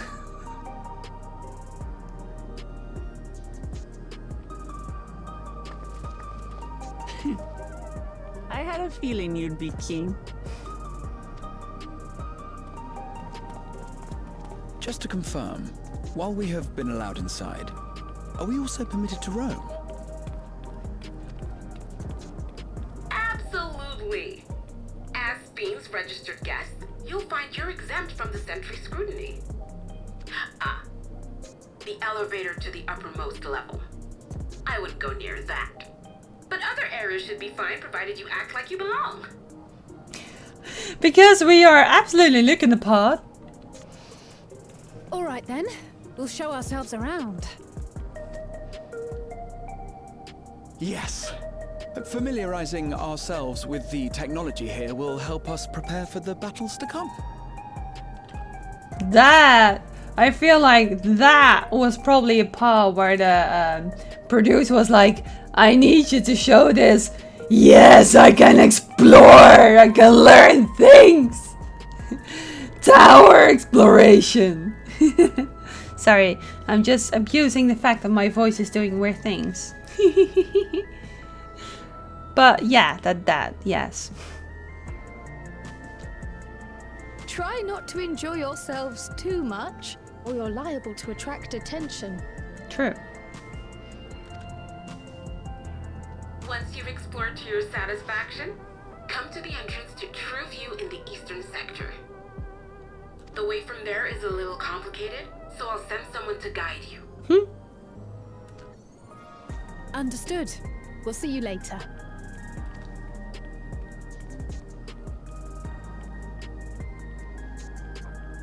Bye. I shall speak with the residents. Perhaps one of them will recognize the earring. Not to stand out, eh?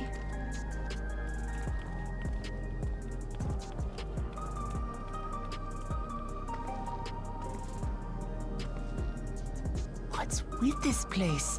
How can this all be the inside of a tower? So, what aren't you telling me? Where are you? Oh, I wanted to say something, and it was like, I'll wait until. Oh, I forgot what I was gonna say. I literally don't know anymore. This was too adorable. I was waiting on expansions to get displaced, or I feel rather. Oh, my boy. Yes! Thank you, Ali! That's exactly what I wanted to say! Just like probably everyone.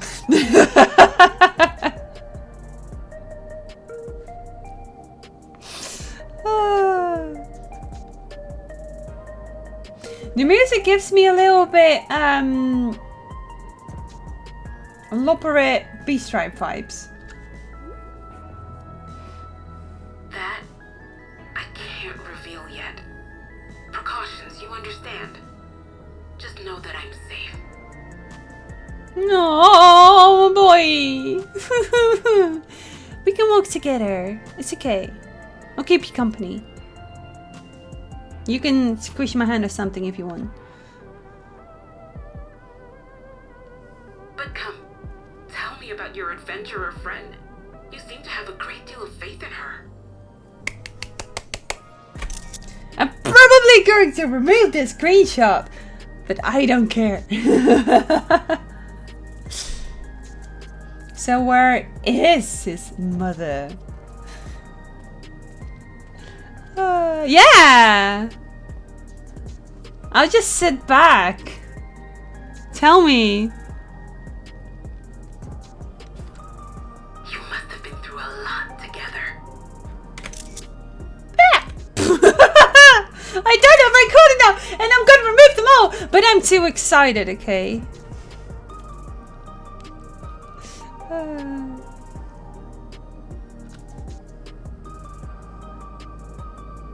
You might say that. For instance, we found the entrance to the Golden City. This. Just like, did you already?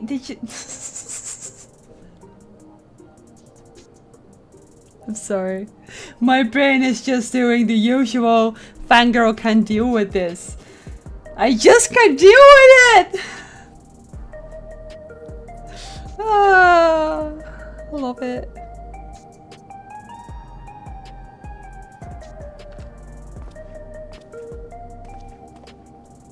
Wait, what? You did? Eleanor, why didn't you mention this sooner?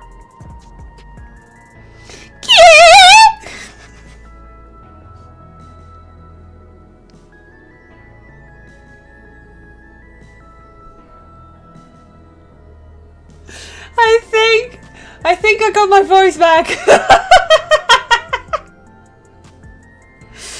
I am constantly amazed by the weird sounds that I can produce, and I'm not in control of them. But I think that was the perfect kind of, yeah.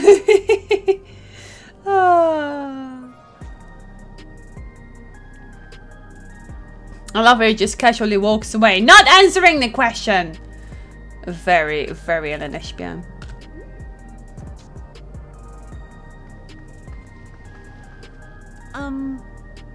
You want to explore together? Give me your hand. We can go together. We've already lost a lesbian. He's probably telling it outside of my ear reach. It's not that I'm scared or anything. Everything is just so different from home is all.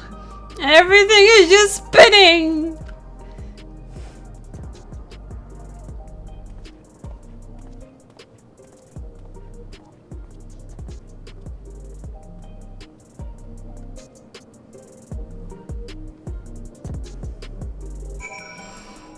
Where Arrowvale having walked off, she has no one to lean on to.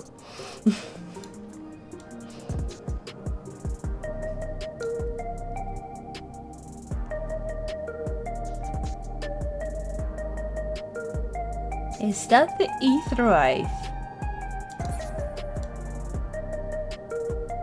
I have what? Oh, huh? Oh, right. I did get started on those. One moment, Wick. I have to check on this. Or is it too far out of my reach? No, it's not. But this is... For me, this is a standard. Always need to grab the aetheryte. But is... Yeah, that is the aetheryte, but... Huh? This looks like a very advanced emerald. Am I weird for thinking that?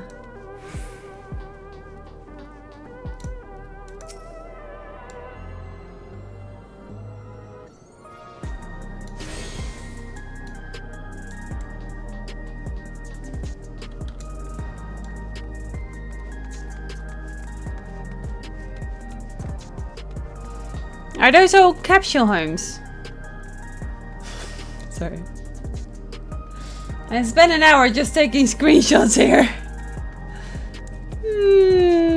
I am very much looking at many things.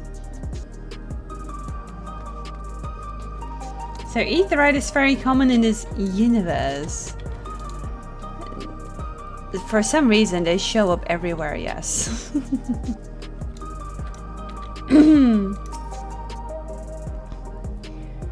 Towers inside a tower. I see it, but I still can't believe it. For now, I say we can proceed straight ahead. If we feel like we're getting lost, we can always turn around and go back the way we came. I guess in a way, and she ran off! But... why is everything so near? And yet so far! Sorry, you're welcome.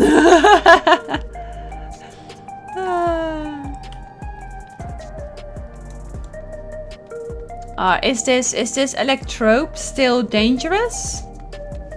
For living and the likes? Is this Los Angeles? Of course Wuglama also goes this way. But you never know.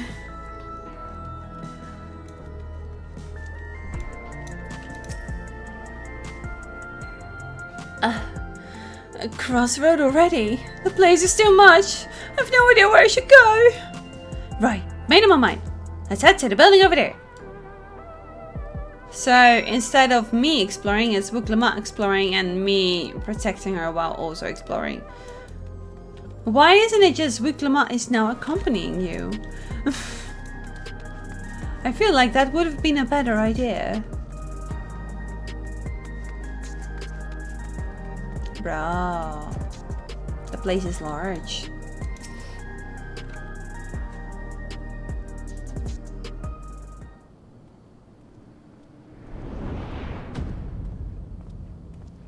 It's a mega store! Ah! There you are! La Mati! Sorry.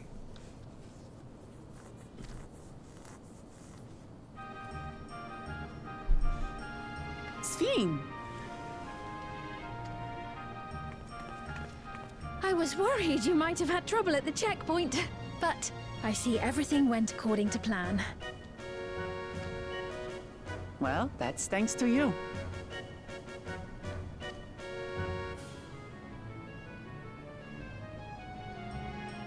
Now, I know you've scarcely arrived, but I have a request to make of you. Oh, a request you say? Yes, an important one. Out with it!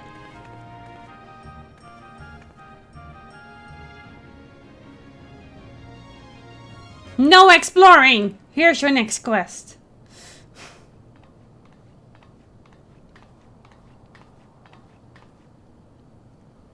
I'll say it plain. I want you to make peace with Zeralja. Huh? Please tell me, huh? What? I thought you said you weren't on his side.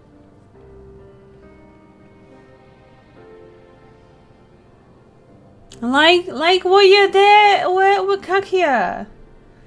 Huh? We have come no closer to seeing eye to eye, nor do I condone his methods. Be that as it may, I don't want you to fight him. I don't want you to regret a decision made in anger and haste. It's not. Unequipped with regulators as you are, the risk is too great. We just need to get the regulator removed. I appreciate your concern, but you ask the impossible. Zorolja murdered our father. His minions slaughtered our countrymen. He will never renounce his war. As vow of resolve, it falls to me to stop him. I know you love your people too, and so you must understand how I feel. Why I cannot, will not back down.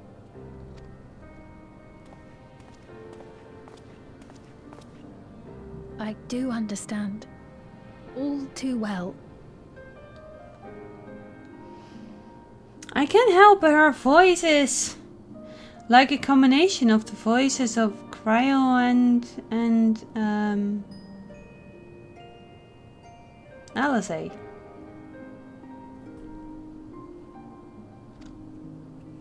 Let me say only this then. Zoralja will use any means to win. If you would protect your people, return to them at once and prepare. Prepare as best you can. It may ring hollow coming from the queen of an enemy nation. But unlike me, you still have the power to determine your own fate.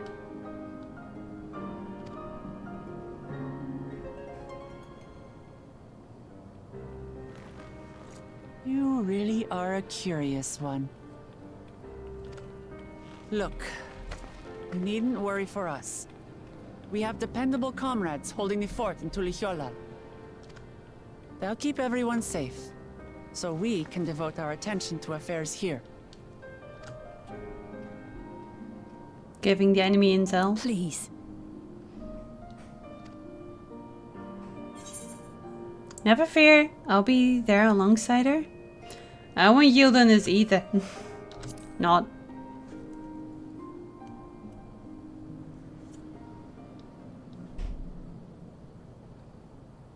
So you have comrades on whom you can rely. I envy you.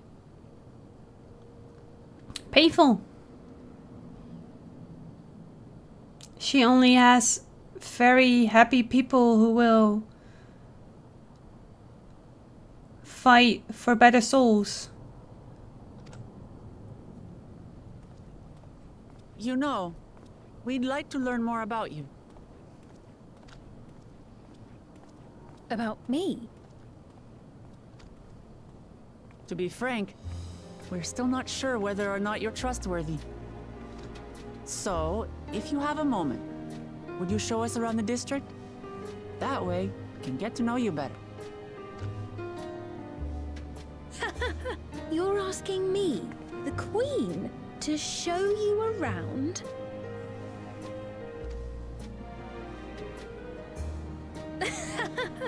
Oh, but I jest. I'm flattered that you've taken an interest in me. Very well. I shall be your guide. You're my guests, after all, and teaching you about my realm would be a pleasure in and of itself. If you like, I can introduce you to my citizens, too. I consider them family, as you do yours.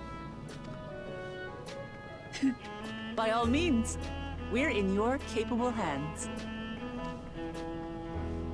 That you are.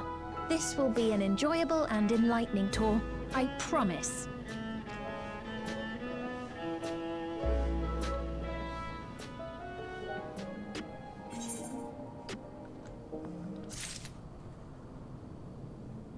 Would you imagine? Wait, is this another cutscene?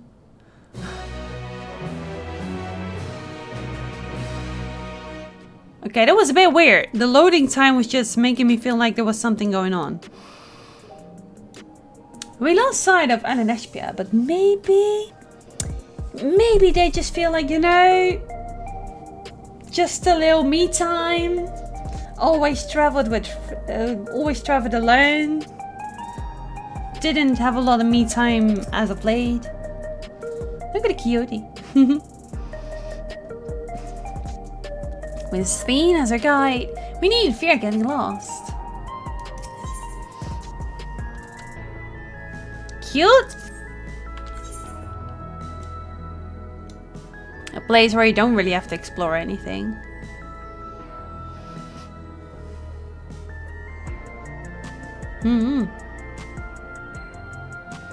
So a lot of people are here then. And here, of course, but they've already finished through this. Oh wait, it's right here! I will be back in a second. I just want to make sure I got this one. She might help you around, but I just want to nose around myself a little bit. Oh, there you go. See, I'm already running into friends. Is that a massive market board? Because I doped it, but...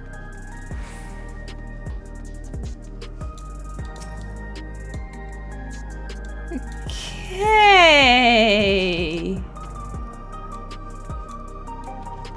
Uh-huh. Ah. Oh no. What are you? What are they gonna do? Oh no.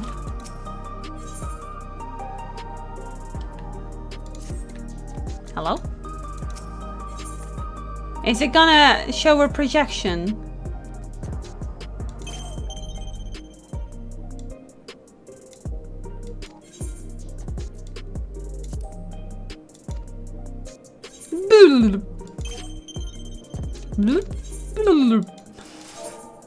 No, sorry.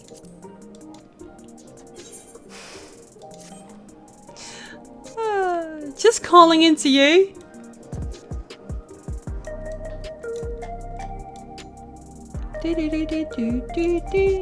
She kind of looks like the flashy fighter shooter Bayonetta. Script exchange! I probably can't use that chat, but... Does she have wings? It looks like a wing. Pretty cool.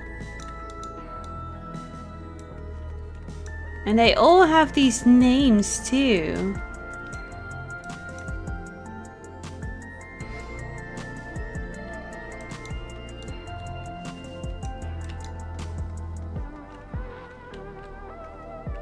I also have a car. Anyone wants to see my car? Why are there creatures on the sides?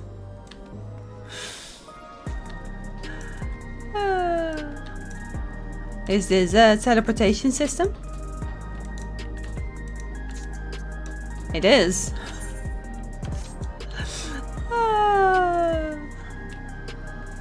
Random plants.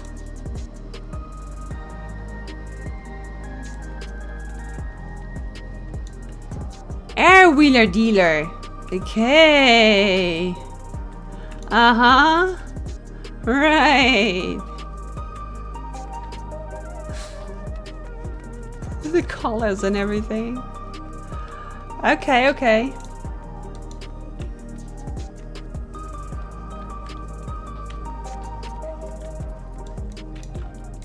Alright, alright. Sorry for taking my sweet time.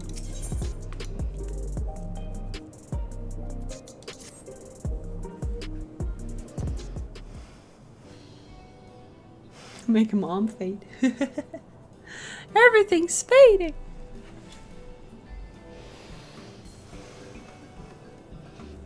Let's begin, shall we? I would have a lot of fun exploring here, right? You like the sci-fi roads? I think you had something with it, right? I must say I'm really grateful. This place is so vast and confusing. I didn't even know where to begin.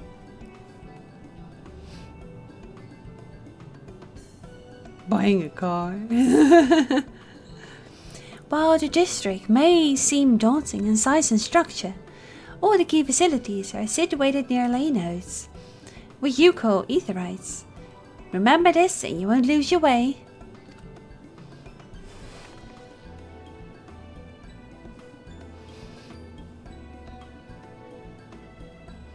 Now then, seeing as it's right there, I will show you the Nexus arcade first. Please follow me. Nexus arcade.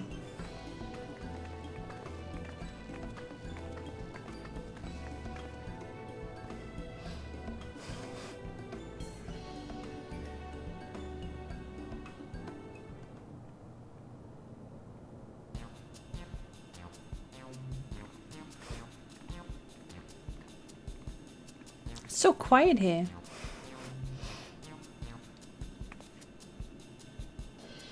This complex is home to all manner of shops, from food and daily necessities to technological conveniences. You can find most everything here. Everkeep's interior is vast, as you've observed. This arcade makes it possible for people to acquire what they need in one centralized location. Lack of a market board. Amazing. How do you get to the upper levels? I don't see stairs. Do you see the glowing pattern over yonder? That is an automatic conveyor.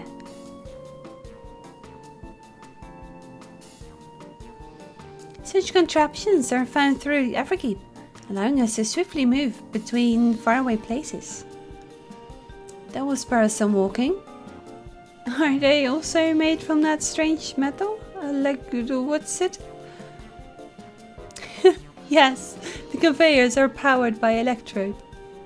As a matter of fact, the ore is integrated into just about everything in Everkeep, even the floors and walls. So if there's ever a problem with this substance, you are doomed.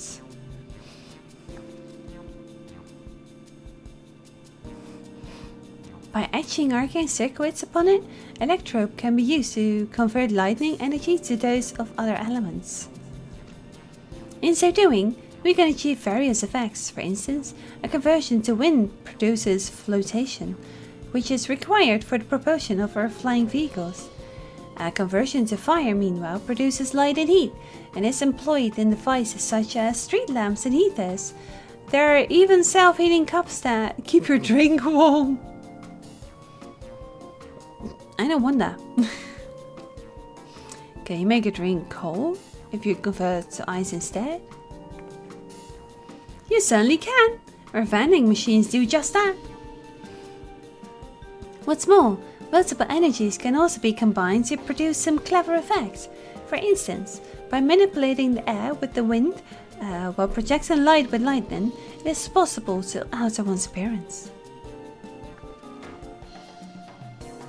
It's almost scary what you can do with electrode. If such a wondrous material exists in our world, I imagine everyone would be fighting over it.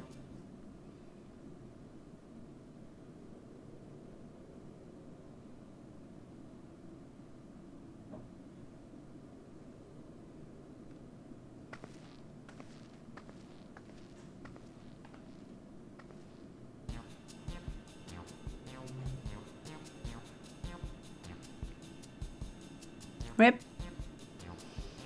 Star Trek, we call these things food replicators. Right. The shop over here. What does it sell?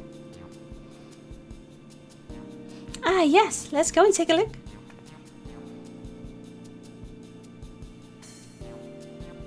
I dare say you'll find it interesting. Oh, I thought you were gonna tell me to shush. Ah, this one was itching me yesterday too. Me.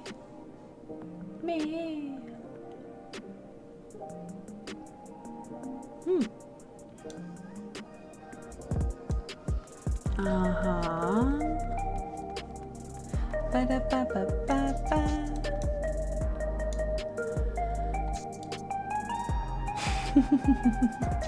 So many people here. Fancy. Welcome, miss. Care to peruse today's selection? Selection.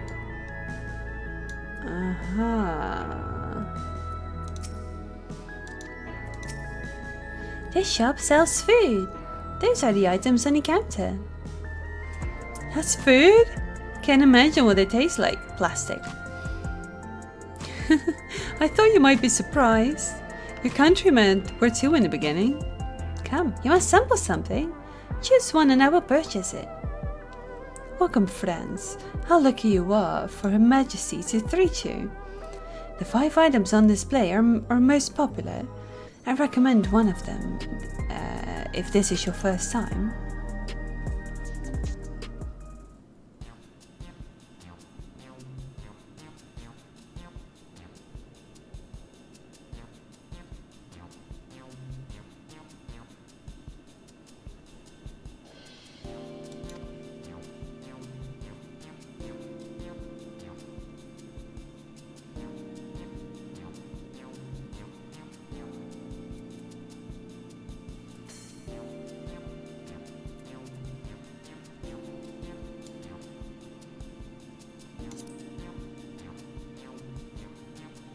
Ah, yes, the salad paste. Paste?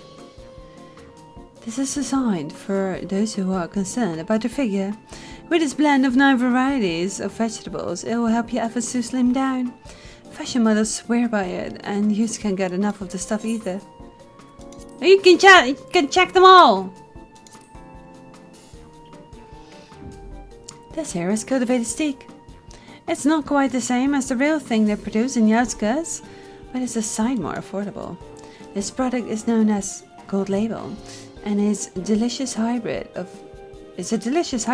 beef and chicken grown at the plant on the 4th level.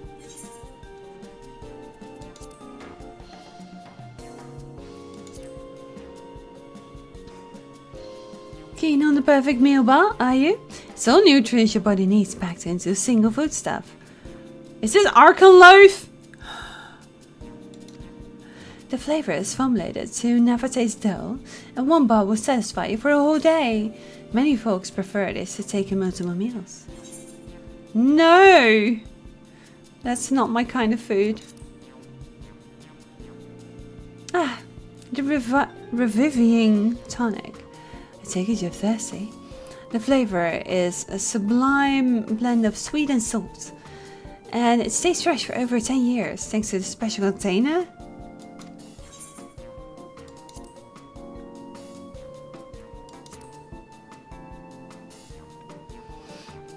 The synthetic fruit pellets. They're a best approximation of the taste and texture of grape. Right. I've never tried real fruit, so I can't say how faithful they are, but there's no denying their popularity.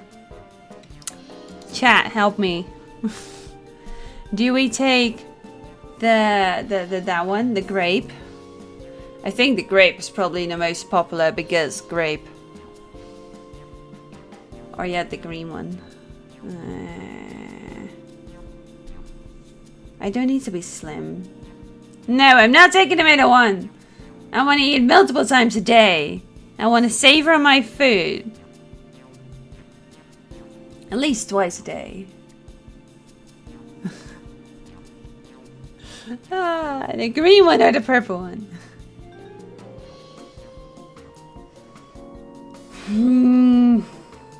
We're going for the purple one because everyone's taking a purple one. No. So the one that keeps you slim? Fine, we picked this one as first anyway. Everyone's gonna choose this anyway. I'm gonna be watching back some streams, so... Ah, yes.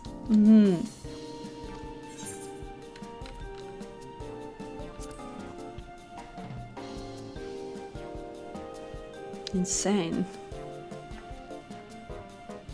Wow, they're all very tempting. I'm going to have the steak. I'm absolutely starving. Thank you for your custom. This being Her Majesty, it's bound to taste all the better. Say, would you mind sampling your selections here now? It's been a long time since we're newcomers. I'd love to see your reactions. It's an emotional vampire!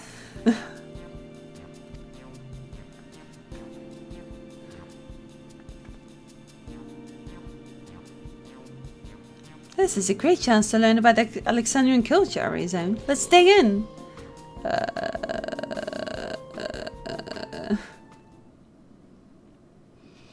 Here we go.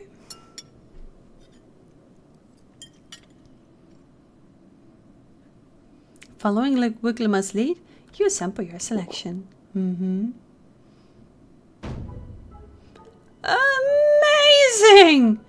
I've never had any meat like this before. It's tender like chicken, but flavorsome like veronique, and the spices give it just the right amount of kick. Could eat this every day.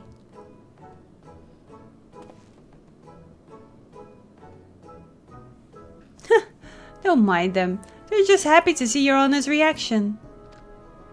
And what about you?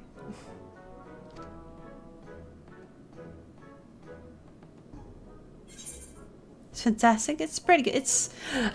this is my answer. It's interesting.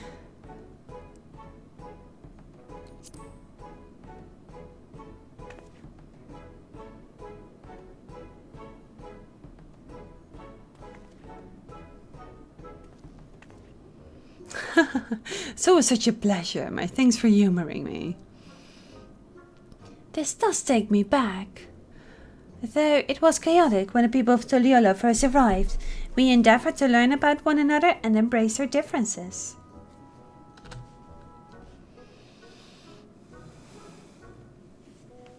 Ah, right. What about you, Sven? Aren't you having something to eat too?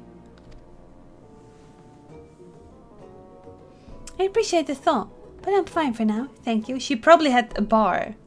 Or something even more classy. Or maybe she's not even alive at all. Alright, but what's your favorite food, if you don't mind me asking? My favorite food? I don't think she eats. Why do you wish to know this? Derp. Hi, Dan! Because I want to get to know you better. Why else? The more you know someone, the more you grow fond of them. That's what my old man believed, and my experience have led me to believe the same. My favorite food.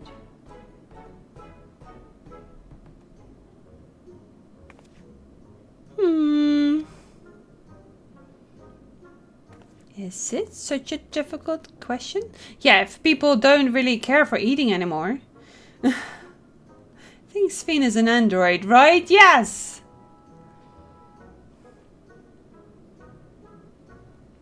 I'm sorry. It's just, when I think of those who labor to bring us the food, I find I can settle on one thing. I thought I was indecisive, but you're something else. Indecisive? Perhaps I am, but you didn't need to laugh about it.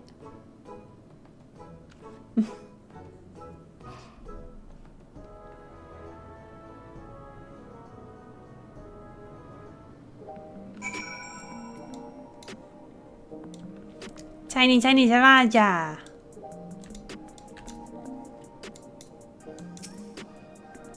My favorite food? That's a question I may never be able to answer, because you are overthinking it. I don't know about you, but I'm satisfied. Let's get moving. Very well. Next, I was thinking of showing you the residential sector, but it's in part so I can tend to personal matters. It's a visitation, to be precise, and I believe it will be educational for you as well. Would the two of you mind accompanying me? Not at all. Wonderful. Let me know when you have seen enough here, and we'll make our way. I've already looked around. It's fine. Ready? Then let's head to the residential sector. It lies southwest. As we walk, I would be glad to tell you about any place of interest that we come upon. See, now we're accompanying. For anyone that's absolutely mad about Sven. So you can take your pictures.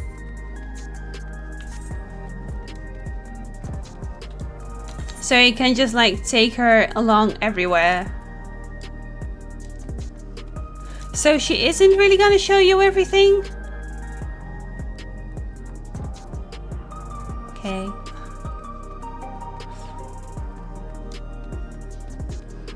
She said it's in the south... something. Southwest. Ah, the residential quarter, I see.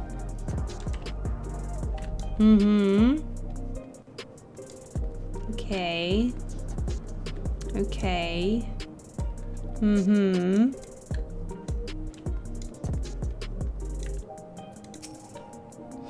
This is Mozuik, a cafe. Here you can buy drinks to enjoy while you relax. Drinks? Because you do need drinks, after all. Her hair became even more light here. Look at it, it's like blonde. It's like green. I see. In Tuliola, there's a similar establishment called Spralti. That's Sisha in the local tongue. Is there a story behind the name Mozik? There is. In our continent, the races are named for stones. There's Siyun, who resemble Tonawata, the tall and graceful Eldais, and the diminutive and affable Milala. When they all gather here, they appear as a mosaic of colors. That's it the founder choose the name of the cafe. That's nice. If they serve tacos here, it'd be perfect.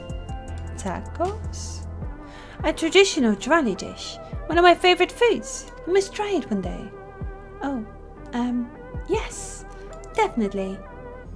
We'll make it happen once we've restored peace to Tuliola. Right, let's continue on. What if she's like a kindred soul that just wants to... She's maybe like those two from the Crystal Tower. Doga and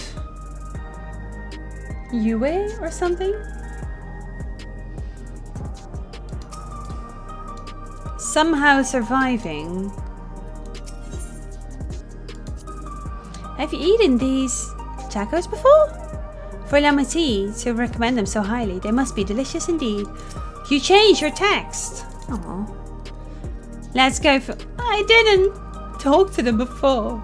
I missed text. Wait, why did we run over here?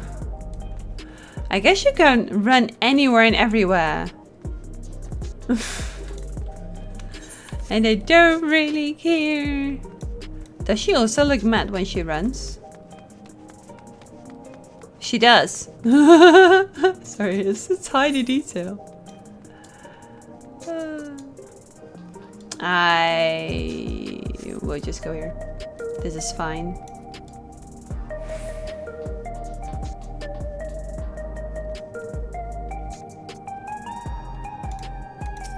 Hold on. Ooh, she's singing the same as me. We're on the same level here. See? We're about like here.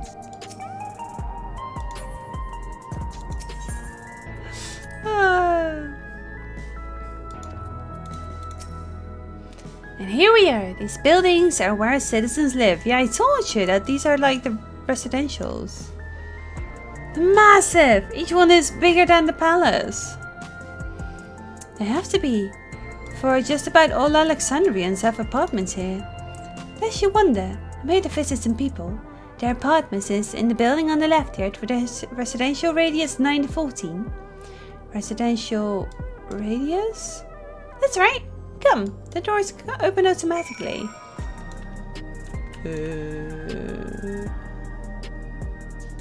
Is this Siren? Siren in the flesh? water in an electrope surrounding. Okay.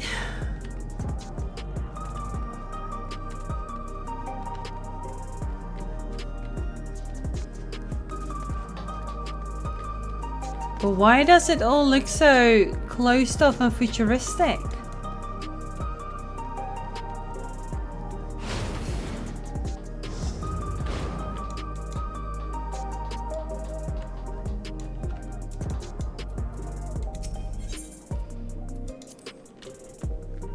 This is the lobby, a common area for residents. I see. And what does that machine there do? Ah, the concierge! They look after the residents. If you require assistance or have questions, they would be glad to assist. Is that so? I have no shortage of questions, but I'll direct them at you for now. By all means, you may consider me your personal concierge. Okay. Hey, Sven, can anyone live in this place? Naturally. In fact, many of your countrymen make their homes here. No matter your origin or race, occupation or regulator usage, all Alexandrian citizens are eligible for an apartment. This includes those you met who work in the outskirts. You take care of everyone for 30 years. I'm truly grateful. Are you there?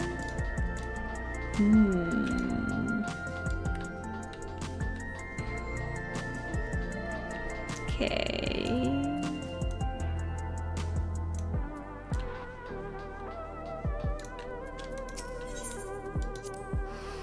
I do hope you like the district. The people worked hard to build it, paying attention to every little detail. They were of one mind, I guess.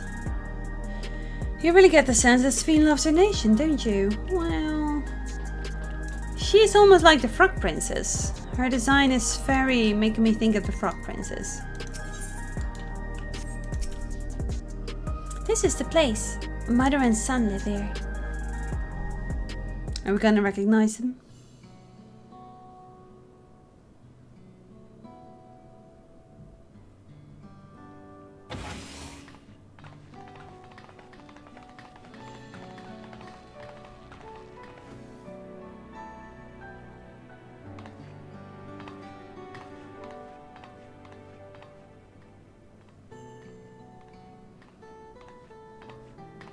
Hello, Isadora. Your Majesty, you came. Your son has a sickness? I have friends with me today. Is that alright? They're already here. Of course. Friends of the Queen are friends of ours. Please, make yourself at home. Okay, I'll take the chair over there.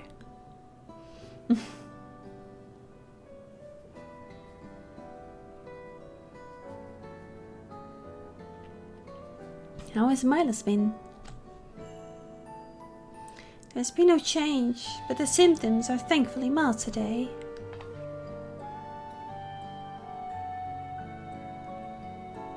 Hello, Milos. Have you missed me?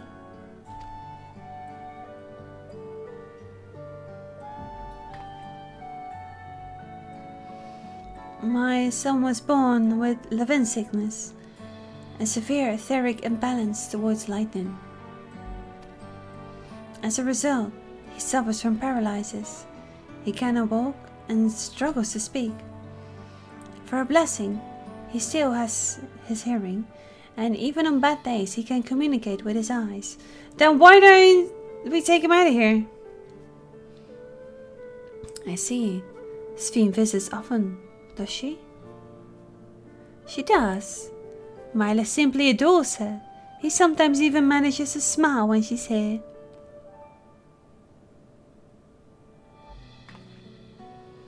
What of yourself, Isadora? How are you holding up? You needn't worry about me, Your Majesty. You always make time for us, and we have everything we need. You don't need to work? I'm glad to hear that, but you mustn't strain yourself, understood? There is nothing you can do for him? Perhaps a treatment with souls, or... Unfortunately, no. While souls can revive those who have met with an accident, they cannot reverse the effects of old age and illness. Truth be told, many children are born like Milos. The illness has existed for generations, but we've never been able to find a cure. The cause is quite clear though, the excess lighting in the environment. It's no coincidence the number of cases has risen dramatically these past 30 years.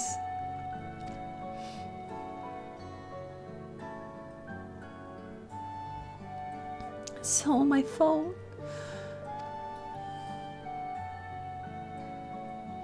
What was that?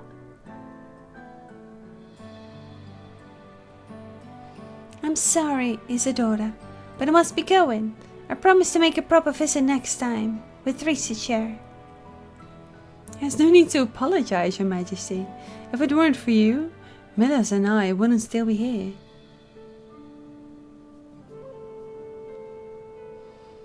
So it's guilt. Thank you, Queen Spain.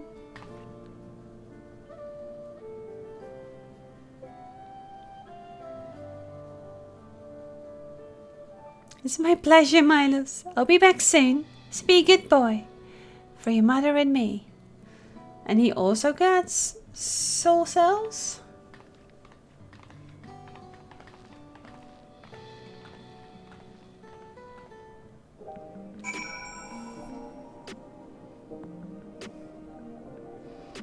What are all these things you've been doing? To think that there was such an illness. I mean, given the environment. My thanks for accompanying me on the visit. The illness is a part of life in Alexandria, and I thought that you should know about it. We'll find a cure one day, mark my words. We'll make it so unfortunate children like Milo smile again. One day. I think it's the last quest, maybe. Depends, maybe 2. Well, let's get you to the tool, shall we? Look, you obviously have duties to attend to, citizens to look after. We can stop here if you like. No, I do this because I want to, so please do not worry. Next, I'll show you one of the district's most vital facilities, a place called Resolution. To reach it, we need to go by way of Leno Line, where the Aetheryte is situated. Aetheryte? And now you call it the Aetheryte? Huh?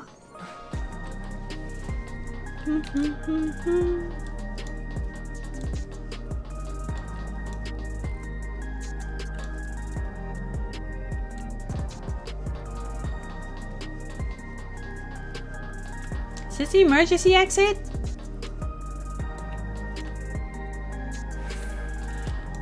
Yeah, where's my healer?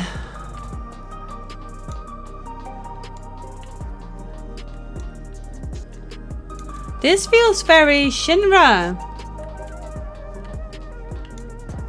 Again. Yes, sheep, exactly, I agree. Not like that, though. My sheep also feels like floating.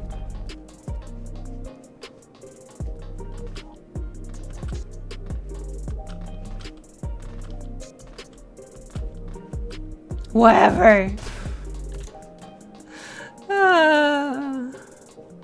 Gadoosh. Oops.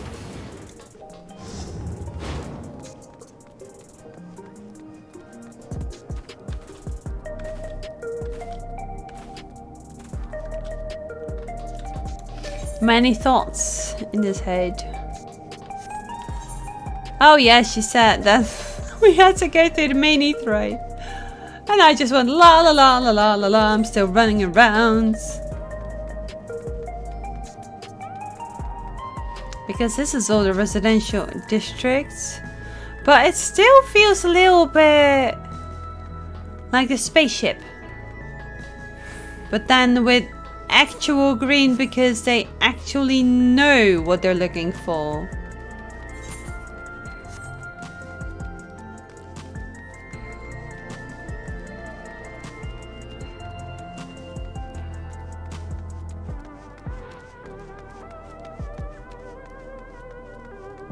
Zoom in flying cars. What?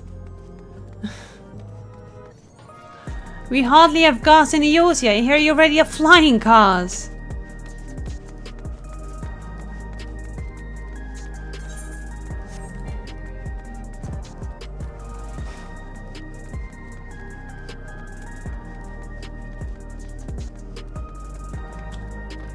I saw someone zoom in there.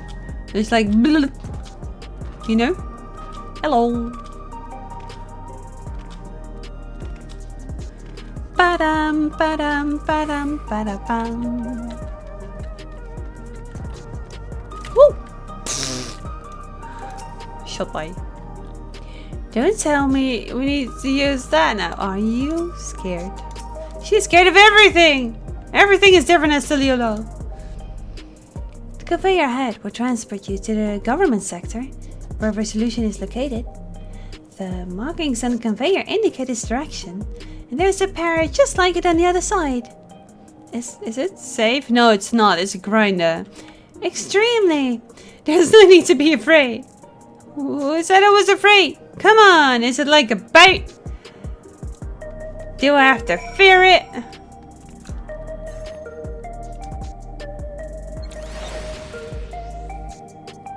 I said it was a grinder, right?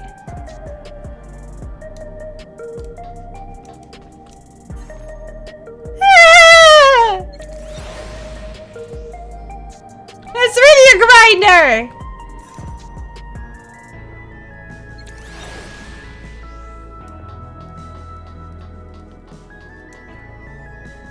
Whenever you think about realistic teleportation, I think about how would that even work in the ever slightest ever. This looks like a plane could land here.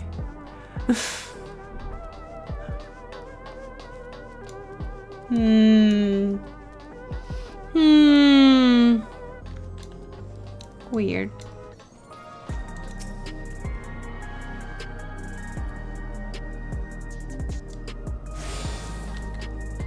That still doesn't answer our questions about the Golden City, though.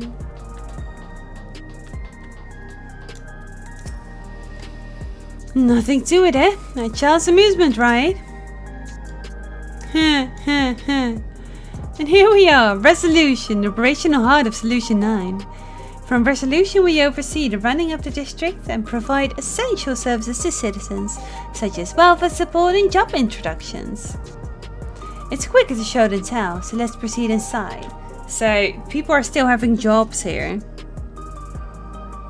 You still have to work. Yeah, you have to work for your soul cells.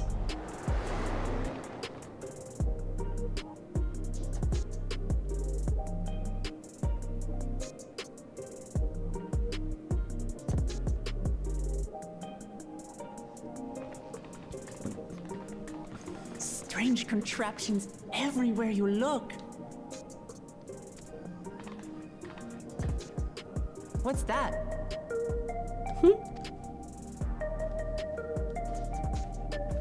An infusion station. It dispenses souls in exchange for credits.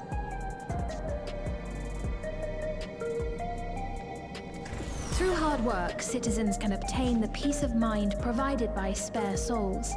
It's the way of life for Alexandrians, and has been for quite some time. But I imagine it must be difficult for outsiders to comprehend. That's putting it lightly. To be honest, it sounds disturbing. Where do you get these souls from? An eternal vacation is not the way to spend your life, so work is necessary. I know, right?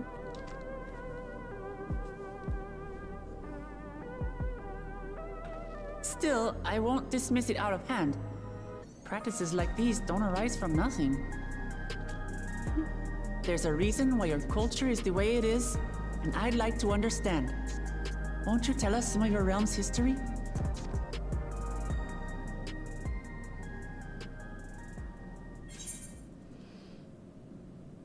With knowledge comes appreciation.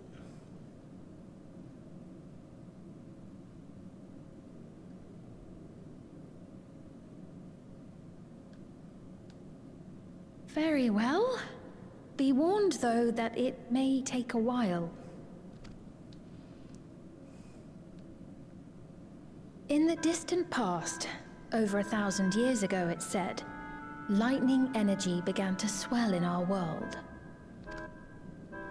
According to ancient records that date back around 8 centuries, the rainy season spanned a quarter of the year, during which time severe thunderstorms ravaged the land. 4 centuries later, this season had lengthened to nearly half the year.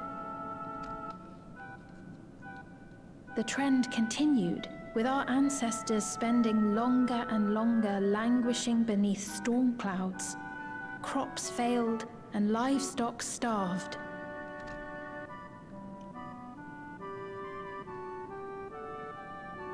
But amidst this growing desperation, a miraculous material was discovered that promised salvation: electrope.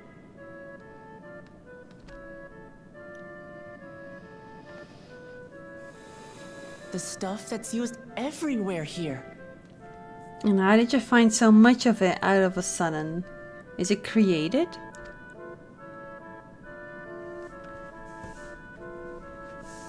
Indeed. One day, when out inspecting a forest after lightning had caused a fire, a villager came upon a curious black ore none had seen before.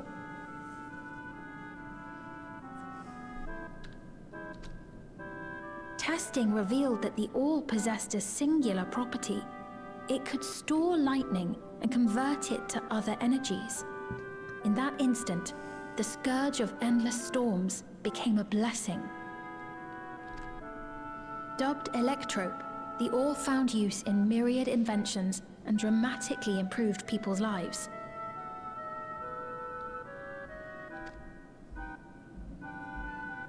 So much so, in fact, that all nations soon became dependent upon it, despite the difficulty of obtaining it in quantity. Supply was chronically scarce, and when nations couldn't meet their needs with their own deposits, some resorted to taking electrope from others. Fighting was isolated and sporadic, until electrope came to be used in warfare. First in the weaponry of invaders, then in the countermeasures of defenders, and then in every aspect of combat where an advantage might be had. This served only to exacerbate the ore shortage, leading to further escalation. Before long, the entire world was engulfed in a terrible war known as the Storm Surge.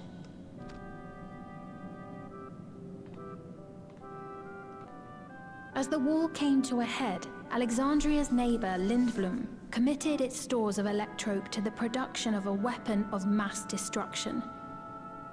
But everything everywhere is made of electrope. You wouldn't tell me that has all been due to the conquest that Saraja brought.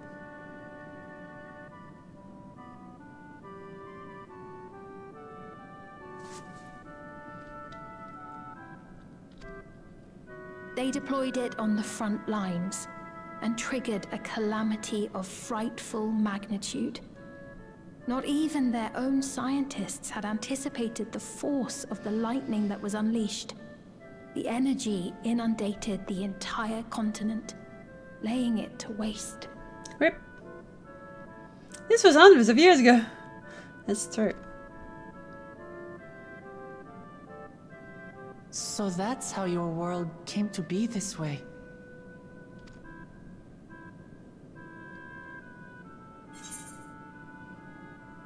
The flood of light. The flood of darkness. That's a number of calamity.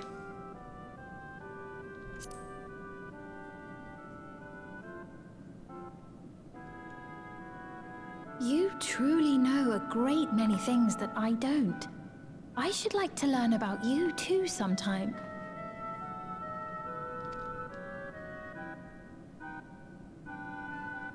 But to continue the tale, The people of Alexandria had already lost much to the war. They lost almost everything else to the Levin. Those who survived bore deep scars, tormented by the memory of loved ones taken too soon. Though they yet lived, the cruel spectre of death was with them always. Seeking a solution, our scientists turned once more to Electrope, and after extensive research, they developed the means to preserve memory and soul.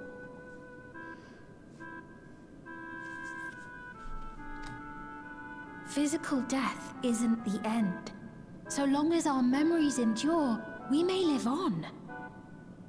This belief sustained us then, and it sustains us now, granting us comfort. That's quite a tale.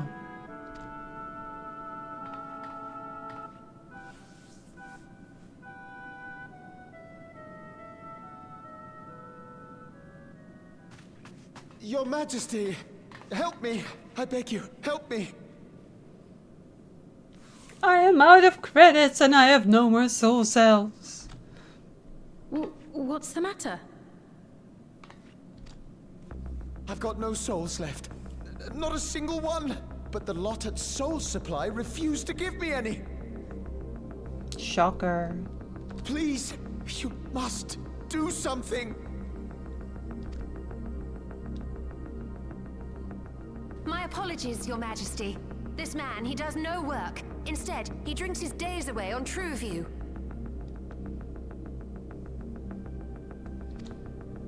He has only himself to blame if he has no credits for souls.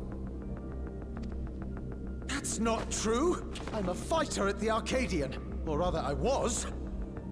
I haven't been allowed to fight because of the King's decree. It isn't my choice. I see. You're a brave warrior of the arena. I want to help you, I sincerely do. But I cannot give you preferential treatment. Then open up the Arcadian again, so I can fight! I'm sorry, but that's not my decision to make. The king requires feral souls for war. He doesn't wish for them to be expended on amusements. You're useless! A queen in naught but name! Ah, so we're also going to see how they're going to be treated when you're out of diligence?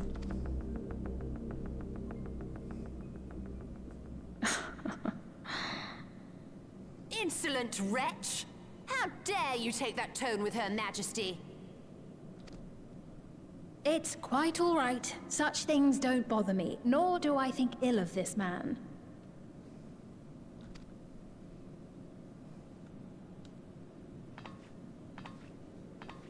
Hear me. Though I cannot grant you a soul, I mean it when I say I want you to live. I love all of you equally, dearly. You are as family to me, and it pains me to see you deny yourself hope. I want you to find a happiness all your own, even if you must grow it from the smallest seed of joy. Out there, somewhere, is a reason for you to smile again. So how is he going to get any help with this finding a new job thing? Does he need credits for that? We all need to vent our frustrations from time to time. I will always be willing to lend an ear. Yes, Mum. Of course. Even without a spare soul, I suppose I'm fine as long as I stay in Solution 9.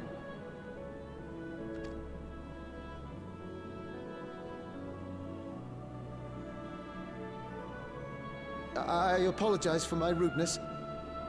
Good day to you. Uh-huh.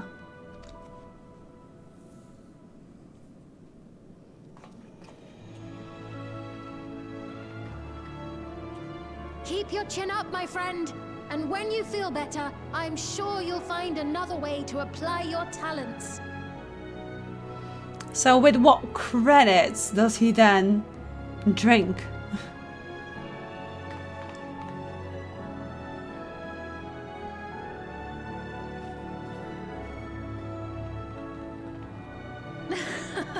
I'm sorry you had to see that. Let's keep moving, shall we? Part of the deal, isn't it?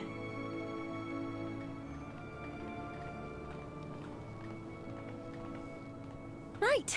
I believe we've visited all the main facilities. With that, I declare our tour concluded. Perfect timing. That man from before, does that sort of thing happen often?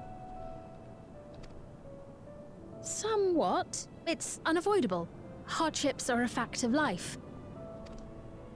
Our soul management system has sustained our realm for generations, but it isn't without flaws. For one, people have become accustomed to having spare souls. Without them, they feel vulnerable and anxious. Some claim it may also have contributed to a decline in births.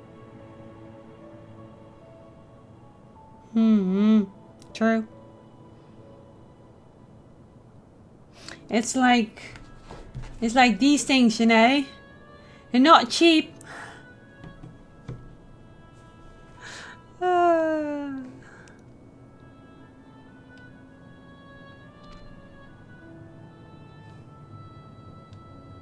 Just thinking out loud, but would it be possible to do away with the system?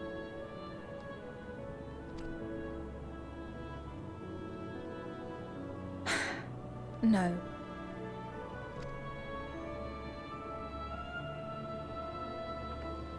I know it isn't easy to change one's beliefs and way of life. The Mamolja had their reasons for their reliance on blessed siblings, much as you have yours for souls. But if we defeated Zorolja, you'd be able to make all the decisions, right? Then we could work together to fix things, restore your realm to where it belongs, and see where we can go from there. Maybe just make it a little bit more safe so you don't need those souls.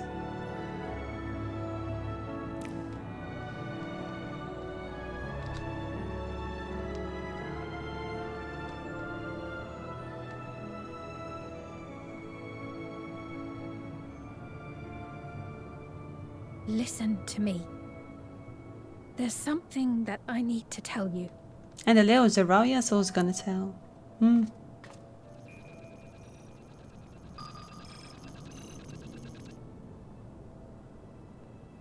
What is it? Actually, never mind. It's nothing of import. Wouldn't you say that there's just things that are listening everywhere anyway? Well, it was lovely showing you around. Of course. Of course. Thanks so much for the tour. We've learned not only about your realm, but you as well. For now, our priority is Zorolja. But once we've dealt with him, perhaps I can return the favor and show you to Lihiolal. I'd like that very much.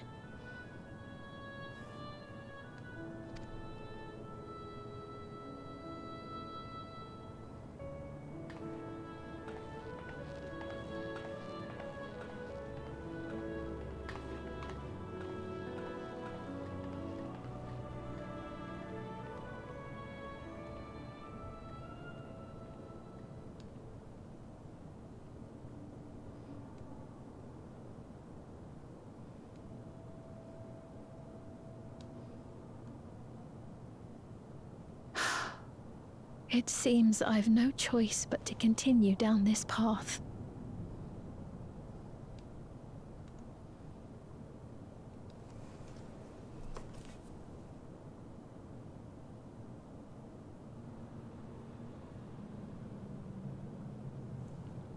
I told you she sounds like Cryo. I think I've told you before when we met her first that she kind of looks like Cryo. I think she has some kind of relation to Cryo.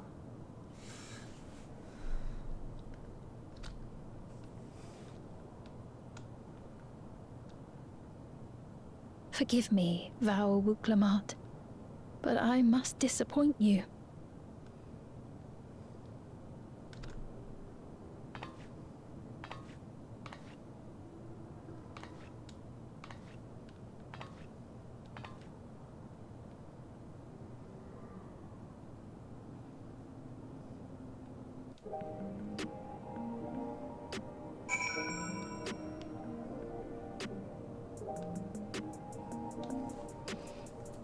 Reap. She does sound a lot like her. Yeah, that's all we're gonna say. Would you know if this quest is still much longer? I should be heading off very soon. Very soon. I feel like it would be. What Sven wanted to tell us, I wonder. Well, it can wait for another time. We've been exploring for a while now and should probably go to Kashua's meeting point. That'll be the way back we came, I think. Lovely. Yeah, there you go. The end of the quest is inside. Brilliant. Let's go through the slicer again. I very much prefer to just use aetherites. At least then I feel like I'm not being minced up in little parts.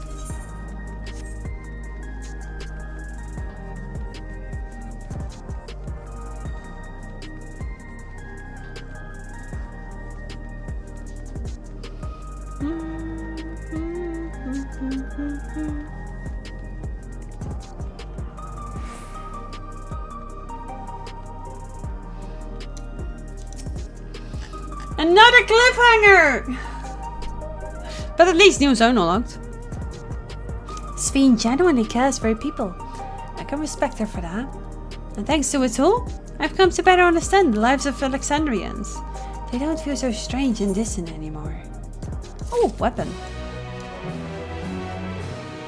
Oh, skills of the blue and the 98 quests. Fancy.